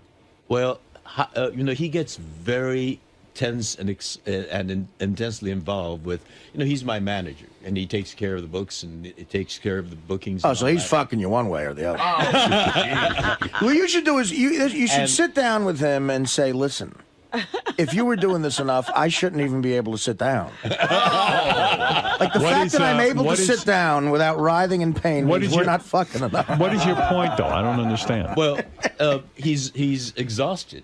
Is he really? Business is so exhausting. You know how nervous he is. There were a lot of years between Star Trek and Heroes. I mean, he couldn't be that exhausted. It's a lot of cruises. Oh, no, there's a lot of Star Trek cruises and Star Trek conventions. Oh, that is tiring. Last week was Las Vegas. Next weekend's going to be Atlanta, you know. Yes. Do you two travel together? I'm hosting a Beam Me Up buffet. Yeah. And he carries the heavier Beam luggage. Me Up cafe. What'd you say? I'm hosting on the promenade deck of the Star Trek cruise. I'm hosting the Beam Me Up buffet. The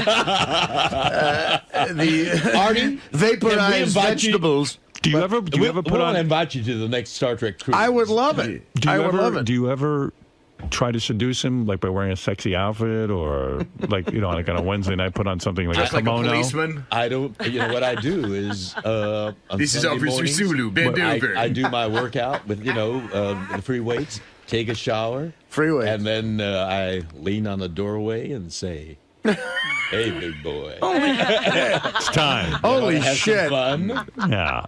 Every Sunday. You lean on the doorway and say, "Hey, big boy, you want to have some fun?" I may have put on a different pose, but you know. When did it start becoming only Sundays? I guess about 5 or 6 years ago. I don't know what, you know, it was just. Do you think he's more masturbates? relaxed? He's more relaxed on Sundays. He likes coming on the Sabbath? Do you think he masturbates? I don't know. Of course he does. I don't think so. Wait a minute. I thought he got upset with you the last time you mentioned that you do masturbate between Well, since sessions. he knows now, I can talk about it. But he And, you did know, get upset. He did get upset. And, you know, as you said, Artie, you know, it really is liberating to come on this show and talk about aspects of your life. Well, Because- I got to tell you something. I think you need to sit down with Brad and just say, you know, Brad, let's come clean with one another. Yes, sir. I think here we we're will. about to get married, and we have sex on Sunday. And, okay, I love you for a lot of different reasons, but, you know, my needs are much greater, and I really would like for you to consider having sex with me on Wednesday and Sunday. Well, you know. And you know what? Now that we've discussed it on the air, I think he will agree. Well, you know, Howard, some people are even putting that in their prenuptial agreements. What, that they sex? want a certain, you know, like you can't renege on the sex after we get married. Listen, I still want it. Brad, I've got an hour to kill before the Klingon hayride I'm hosting. And let's get down. Right. Well, there you go. Do you ever consider waking up Brad with a blowjob? Like, seriously, like he's sleeping, and then like you just put your mouth on his penis and then wakey. Yeah. You know, wakey. They call that the hooker alarm clock. Before I got together with Brad, was one guy who used to wake me like that, and it was, that was wonderful, but he was not. Right. But The sex was good. Suddenly wake up in the morning and feeling that. Wait, you almost passed out. Wait, get closer to the mic. Yes, and you would feel that. Oh, you feel that. It's so wonderful. And then, the blood starts coursing, and what a great way to greet the day. Well, maybe why not say to Brad? That used to really excite me. I've discussed that. He says I don't do that. All right. Well, he's got to be kind of romanced before he does. On Sunday mornings, I gotta romance him. Well, he wants the whole build-up. He's not a quickie kind of guy. I suggest some talking. Yeah, good idea. Yeah. I think I will. Something's up there, and he's listening. He's hearing this. Yeah, you're a married couple, and it's time for you to really get that sex life going. And Lisa, and then after Wednesday, yes. Then we should have it more spontaneous between Wednesday. Yeah, right. That's what I would. I mean, it's so regimented. You're not. You're an artist. You need to. Exactly. You need to be spontaneous. And that's the way I am. Well, do you think you're going to ruin this relationship, Howard? Well, that's right. We can blame it on him if it doesn't work out. You want to know something? In a sense, I think that George has come to accept this as normal behavior, and he's not really pleased. Well, he accepts it as Brad's behavior. Yeah, and I think, there's nothing wrong with saying to Brad, I know this is your behavior, but why? And is there something I can do or we can talk about in a serious way, not a joke on the Howard Stern show, where we can really, be together and up our sex life. I mean, it's crazy for a guy. George is over in the shower jerking off 2-3 times a week, with the warm water when really he should be with Brad. I mean, it's two guys. There's no chick there to say no to sex. Right. What's happening? Well, Brad does say no often. He must be like a chick then. You mean you've started in with him on a Wednesday and he goes no. Yeah, well, he says no. I'm tired. I'm tired. Oh boy. I've had. Well, to maybe deal he's with not this, attracted to you. Had to deal with that and this and that. No, I know he's not been there faithful. mentally. Maybe he's thinking about a young guy or something like this. Is he thinking of a young version of you, like William Hung or something? Hung. That's the part that you go for, huh? Or the kid, yeah, right. Or the kid on Heroes. You think he doesn't want a younger George? Oh no, not Mossy. If you're away on a Mossy. Sunday, let's say you're working on a Sunday. Yeah. And you come home Tuesday. Does that mean you have to wait till the following Sunday to have sex? No. Well, as a matter of fact, that's the way he has turned out. Wow. Yes. Why are you going along with this? Well, if he's not there with me on some Star Trek convention.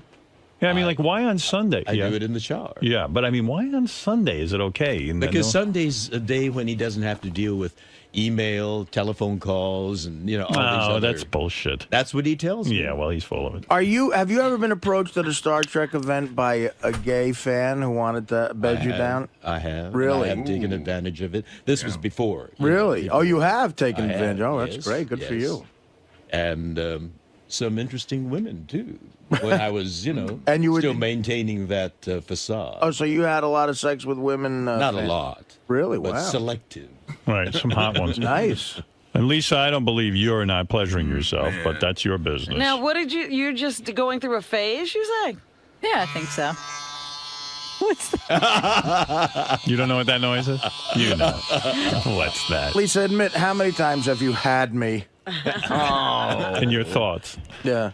What do you think of when you do that? When you used to do that? 0.0. When did this phase start? I don't know. It's been a while. I think it's all part of not dating, just turning all that aspect off of you, inside of you? Maybe I have. I don't know if I have done it intentionally, subconsciously. I don't know. Robin, have you gone long stretches of time where you Without masturbating? Yeah. No. Yeah. Right, why? Why would I do that? Do you believe Lisa when she says she's doing that? I believe her. Why would she lie to us? Well, shame. No, I don't. Yeah. Shame. Yeah, shame. Just want anyone to know what she's up to. Thank God, Robin. Plus, she puts her fingers in the cupcakes. No one wants to think of that. Maybe she shouldn't. Hey, Lisa, masturbate. some guy contacted me. His business is he does some sort of test where you can tell the germs on your hands. Yeah. You could swab your hand and know. And that's why you shouldn't put your hands in the cupcakes. Yeah, I know. I saw something on TV that when you double dip, Yeah. it increases germs by like 1 million, if not even more. Want me to it's- swab your hands? I can have the guy come in and find out. my thing was, I just touched the cookie. I didn't touch the cupcake. Doesn't matter. No one wants that. Electricity. All right. Anything else in the news there, Yes, Lisa, big besides you're not news. masturbating? Well, you're not the only one getting married. Jason is getting ready for his upcoming wedding. He says that he's already started to take measures so that no one gets embarrassed for his wedding. He has told the DJ, do not give the microphone to Sal or Richard by any means. Don't let them get, how they pass around the mic? Yeah. And, you can sing or say something nice to the bride and groom. And also, there was a big debate about Jason's wedding. He has admitted that he's gone into debt for this. Well, his mother wanted shrimp and was relentless. Well, Jason finally put his foot down and said, I am not paying for shrimp. So the big news is his mother will be paying for it, and there will be shrimp. He should do that with the whole wedding. I mean, it's a little too late now, He has but- no money. To go into debt, that's just the opposite of what a wedding should represent. Yeah, it's a shame. It really is. How much is your wedding going to cost, George? Have you figured that out yet? Yeah, it's going to be pretty costly. How much? All the bills haven't come in yet. What would you say, guesstimate? I'd say over 60. Over $60,000. Are you splitting it? Well, it's coming from the same pot. Right. Our mutual pot. Oh, right, yeah. So you're splitting it. That's nice. Though. You guys have joint bank accounts? Yes. Oh. Oh, he should put out 2 days a week for that. You're the earner there. Yeah. Well, he's the one that, makes, smooths the way. You got a prenup with him or what? No, we don't. Whoa. Whoa. Hold it. We trust each other. Wait a second. Oh, my. Oh, I don't think Brad will approve of my being on the show getting advice from you. I'm just being sensible here. This is not a bad... I don't know why prenups have to be a bad thing. Why can't people talk about their finances? They should be mandatory, shouldn't they? You can't talk about your sex life and you can't talk about finances with this guy. It's like you're two strangers. He brings you a pot of tea. Our sex life. How much are you going to pay him for a pot of tea? I mean, let's say shit hits the fan. Well, he does manage my, affairs with great efficiency and precision. And Any good accountant could do that. Well, that's true. And we do have an accountant in addition. Right. So you're telling me if for some reason, legally, if this thing ends, and it could. Anything's possible. Right. But I don't. So you're going to give up half your fortune? Well, I don't think it's going to end. Well, what if it does? Paul McCartney said that too. I had him in here. He said, you know what? I love this woman. I believe in love. Yeah. And guess what? She hauled his ass right into court and fucking embarrassed the shit out of him. Yeah, but Brad's not her. He's a different personality altogether. She gave him sex more than Sundays, too. Well, that's true, I guess. Well, maybe, I can... the wedding could be the basis for a bit more regularity. Well, hold it. Now I'm talking about money. Why can't you sit down with Brad and say, look, I want to know financially where we're going to be at if this thing shit hits the fan. And I'm not comfortable giving you half of my money. Maybe George is comfortable. Is that the California law? Yes. Yeah, it's half. Half of community everything you've worked property for. Half of every fucking shitty Star Trek fan you had to sit there and fucking blow in order to make money. Every one of those fucking pancake every cruise, every... Yeah, every time you were trapped on that boat with all those nudniks. I didn't see Brad at camera blocking every Thursday. Hey, George, could you sign this for me? Young man, I can't hear you through your William Shatner mask. So you think I should have that discussion with him? Oh, yes. What are you comfortable paying? Were you comfortable giving up? So what, how do you... Here's how you do it. I'll be you. Yeah. Brad, I'd like to sit down and talk about something. Yes. Now that we're getting married, this is a legal agreement. I want to work out a prenuptial agreement so that if anything should ever go wrong, not that I think it would, I understand what I'd have to pay you. So do you negotiate some kind of percentage? Well, you would sit down with a lawyer, and he would sit down with his lawyer, and you would say, here's what I'm comfortable. Do you have a problem with this? our lawyer is our mutual friend. No, you get Let two me separate ask you- lawyers. Man, that's a Let conflict me of ask you interest. something. I see. So we can't get. What would you No. feel comfortable with if you and Brad split up? Right. He's been your manager for a number of years. He's relied on you for his lifestyle and everything else. So what would you feel comfortable giving him if it didn't work out? You know, if it really didn't work out, and I don't think that's. Well, yeah, what we know happened, it's not. It's but going to if it work. really didn't. But if it didn't, you know, I love him enough to say I'll give him half. there you go. Wow. Then you don't need a prenup. I'll give him half. That's love. Well, you're not saying that with a lot of confidence. You were like, I'll give him half. You're testing me. You're not comfortable with half. Why don't you admit it? Why are you not admitting that? I could give him 20%? the Arizona house, and I'll keep the LA house. Okay, fair enough. And a reasonable splitting of 50%. Hey, well, Well, he's got to maintain the house. Who's going to get the I Hummel mean, collection? if he was a manager of anyone else, let's say he got 20%, and okay, now he's your life partner, 30%, but 50%? I mean, honestly. Howard's starting trouble. No, I'm not. George, come on. he'll see you as why? Would you like to I'm- negotiate for me? Yeah, bring him in here. Bring him in here. Not on the air. Oh, yeah. Oh, Bring no, him in no, here. I I'll don't talk think to on him. the air. You're not going to get Howard on the phone off the air. Right. Are you getting married on a Sunday? We're getting married on a Sunday. Oh, well, you can say, Sunday look, afternoon. so you tell him you got to fuck me twice? Wait a second. George. So, George, you're going to just go into this blindly and not have a business discussion with him about finances? Well, we have not had that discussion. I just assumed You were not going to have it, were you? You what? don't think about Yes, you that, did. You're about- lying now. You're lying to yourself, not to anyone else. You have thought about it. No, I really have not, quite honestly. I You really, never sat down and said, oh, my God, if this thing doesn't work, I'm in a contract with this guy that I have to give him 50% of my assets. You know, it's been working out well. We know that. Mutually That's for the the past, last. But gay couples George. break up just as much I as know they do. heterosexual And we've We know seen many a who number have. of these Right. marriages already hit the rocks and break apart. Well, but they're, we know some. And You've got to they're protect different yourself. people. We're different people. They were all different people, too.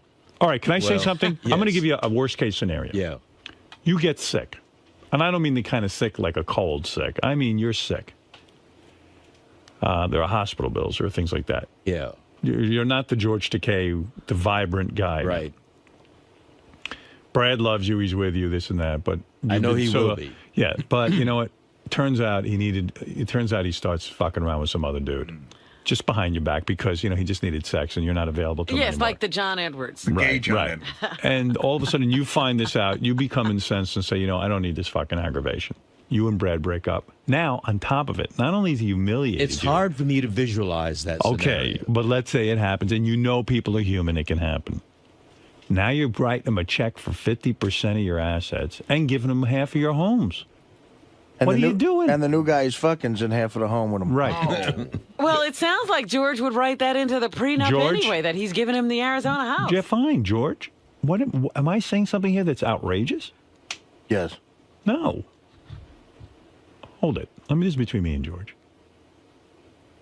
Because I really hadn't thought of that possibility, and now that you've introduced it, I'm thinking, all right, if the law is half, and he did help me with, building my career, and the other part that, you talk about my getting ill, when my mother got ill, we moved her in with us for the last 4 years of her life, and he took care of her like a few sons did not, and I really am grateful to. Brad was a real saint when he did that because sometimes, I had to go to a Star Trek convention. A nurse could have done that you could have paid. Yeah, but the nurse would not have given her that loving care. All right. So what is that worth to you? I can't reduce it to dollars and cents. All right. Well, good luck. I really feel. Good luck. I'll tell you what it's but worth. Now, 30 now that grand. you've introduced that subject, I really think maybe we should have that honest. Why not? That way there's no financial aggravation. discussion. George. Chances are it'll never happen. I don't chances think are it'll it'll never happen. But if you have that tucked away, at least it gives you security that you're not going to get fleeced. But George, you're acting as if this is a fairy tale. Well, they're fairies. Oh, stop it. And they like tail. He couldn't resist that crap. I know. But the point is, having the opportunity to get married is fraught with danger. It's not just a ceremony and a lovely party. It is a contract. You're entering into a contract. It is a contract. It is. You're right. Gene Roddenberry. That's true. There's no difference between Gene and Brad. Great difficulties. Listen, you've busted your balls, and I like Brad a lot. You know that. But in all fairness, you're the one doing the glad handing on the fucking Star Trek cruises, and that ain't no picnic. Nobody's lining up to get Brad's autograph. I mean, if we were off the air talking, and we started talking about some of those Star Trek fans, these are disturbed people. And the fact of the matter is, that, you've paid your dues, Bless pal. their hearts, though. That's right. You've paid your dues. You've been trapped on a boat with those people. You know, you've paid your dues. You don't have to. Sitting there and sucking all right, up. I will have that discussion. Yeah, good. I think that's fair. We just may have that discussion tonight. Good. And do it. And Because they may if you're just holding, not be getting married tomorrow. if you're holding it back out of fear, then you. No, it's not fear. It's not fear. It's just that. I think it was euphoria. Wait. Yeah. It's just what. And I trust him. I've trusted him, and the trust has been reciprocated all these years. And the thought of parting never entered my mind. And our relationship has been tested, as I say. Moving my mother into our house, and George, we don't know. That, we don't know in which ways it's going to be tested in the future. As things can erode rapidly. Listen, every guy who gets into marriage thinks it's going to be perfect. Trust You're me. so funny sitting there with that bee. I'm seeing you looking at the bee as he has this. Yeah, I got Beth's initial tattooed on my finger, right there. Oh, right there. You see, right there. Yeah, and I don't have Brad's bee tattooed on me. Right. So I'm saying the same thing to you. Listen, we all believe it's going to last forever. But then when the shit hits the fan, you like to know at least everything's been banged out ahead of time. When you weren't emotional and angry. Why would you leave a legal contract up to the state? You make that up with Brad, and let's get some lawyers involved, and let's get this thing going. All right, I'll have that discussion tonight. Nothing is more romantic than lawyers. You want to get into this. And if Brad is, so we should get different attorneys. Not the one well, we you'd have have to. Now. Any lawyer will tell you cannot have the same attorney. It would not be legal and binding. You have to have two separate attorneys. Because our attorney knows both of us. That's right. That would not be right. You should have two separate attorneys, two divorce attorneys, who sit down. Divorce attorneys. Yes. Oh my God, this is being reduced. But George, that's the way it works. You want to be to in heterosexuality. the world of marriage. This is it. Yeah. This is what you fought for. Welcome to it. Yeah. Yeah. All of it. The whole. Where do you don't mow the lawn for 2 days? Positive and the all you're doing, downsides. what you fought for here is to have a legal contract with somebody. So if you're going to have a legal contract, you ought to sit down and find out what the fuck's in it. Don't sign contracts. If you went on a TV show, you wouldn't sign a contract without reading it. That's true. So why are you going into marriage without reading the contract? We're fighting for laws that doesn't allow heterosexuals to be married. Yeah. You'll soon see. All right. That's why I will take your advice. And by the way, that's why I see you're not having any cold feet or any kind of, because nothing seems to be changing. It's not real. But you don't realize you're signing a contract when you put your name on that marriage. That license. That's true. Yeah. That's true. It is a contract. Yeah. And if Brad loves you so much, he'll be willing to sign a reasonable contract. Well, that's another way of testing his love. That's right. Yeah. Well, the test, you shouldn't test love. Nothing should be tested. Yeah. Right? Yeah. No, it's a strange way But of don't putting let it, anything be contested. No, if he loves you, he'll sign something fair. Knowing that it's not going to happen. Right. In other words, you should say to him, you should have no problem taking 20% because we're going to be together forever, aren't we, darling? And if he says, make it 30, then I'll know that that may be you might real not be prospect. together. Yeah. Then you'll know he's the shithead that we think he is. Don't forget, my friend, you're the George Washington of gay marriage. That's right. You're one of the first pioneers. Let's make yours a successful one. Right. Yes. Oh, we're determined to make ours. But even if it ends in divorce, let's not make it some tawdry headline splashed across the newspaper. That's We right. are debacle. mindful of the responsibility. Gay of marriage not as well. working. Right. Yeah, that would You know, be. Takei dragged into. He could have hit you up. He could hit you up for palimony. So I like that you're getting married. You're finally going to bang out a contract with this with Brad, which I like, and I like Brad. And listen, Takei divorce gets ugly. I think we Brad. want to see that. Who wants to see that? I think Yeah. Brad should be treated very fairly in this negotiation. And I'm willing to be fair, Right. and I'm sure he's willing to be fair too. But he did play a big part. we know that. Then And guess give what? him that You credit. played a big part too. Well, that's true. Yes. That's right. Yeah, he played a huge part. I'm sure he was at rehearsals for Star Trek 4 all day. A lot of pressure there. All right. He doesn't have to shake the hand of an 82-year-old guy in a Klingon outfit. He put up with a lot from me too. Well, when I we come know. home, Taking care of your exhausted mother and is shit, tired. man. That's a saint. Holy Christ. He is a saint. Yeah, I He wouldn't is take a care of your saint. mother. But I know you wouldn't. Yeah, No, she'd I be out of wouldn't. And luck. with you, I'd get a prenup. Listen, I love you. Look at me. I'm Yes, gonna tell you I something. know. This is my gift to you. It's a More than mutual- that stupid gift. No, I that sent is you. a gift, and that is word to the wise. You're a terrific guy, You and know, my he- audience loves you, and I love you, and I know everyone in this room loves you. And he did try And- to have this conversation with Paul McCartney. And you know what? I swear, did. yes, I did. Yes, he Paul was did. on the show, Yeah. and he was getting married, and I said to him, "What are you doing now?" He goes, "Oh, I believe in love, and Howard, I don't need a prenup." And I go, "You know what? You're being naive, Paul." And Paul's one of my heroes. All you need is love. All that bullshit. Yeah, and I said, "Man, you're a great guy, but come on." And sure enough, He did not take your advice. and $60 million later, Madon. It's like he didn't write Hey Jude. 60 no yeah, money. Right. He might as well not have written Hey Jude. Yeah. But how could he have fallen in love with that woman? You know, I've seen her on TV. Understood. And, these Every interviews. situation is different. Such a shrew. But sometimes you don't know. Peg leg cunt. She was able to But Brad isn't that. cover that up. We know Brad. We love Brad. You know. But listen, I know lots of loving gay and straight couples, and shit hits the fan sometimes. It could happen 5 We years are from now. human, yeah. Sometimes people get married, and the week afterwards they go, "Oh my God, this was a huge mistake." Even though they've been together for years, the marriage changes things sometimes, and I don't know why. You know, in it what was- ways does it change? People just get different. I don't know why. In what way do they get different? I don't know. Maybe you just panic. You Because go, "Oh my we've God, had this our is-" fights. He's driven me up the wall. I mean, the wedding planning is driving me up the wall. Oh, that's right. And he's Well- a detail person. Oh, my God. Oh, my God, yes. My God, dude, I Listen to me. It's This been is a- tested. I this is a feel legal- this- Think what marriage is. Aside from all the victory of gays getting the rights and all this and being treated as equals, that's beautiful. That's a beautiful part. Right. But think about what it is. It's a contract between two people saying, "Look, if shit hits the fan, I get 50.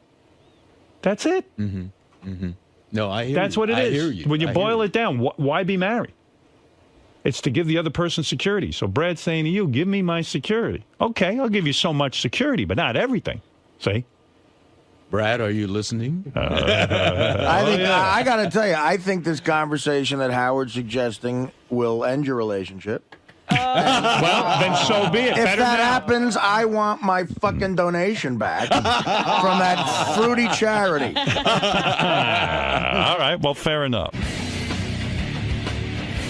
Ronnie, Yes, sir. do you find it strange that John doesn't jerk off? Yeah. But then again, here's a guy who I bought a lap dance for, and he tried to open his wallet and pay me back the money after I gave the girl $20, and he didn't get the lap dance. So it's a good possibility the guy doesn't yank it. Were you offended by that? No, not at all. He was upset because I paid the girl $20, and, you stupid asshole. How often do you yank the pole?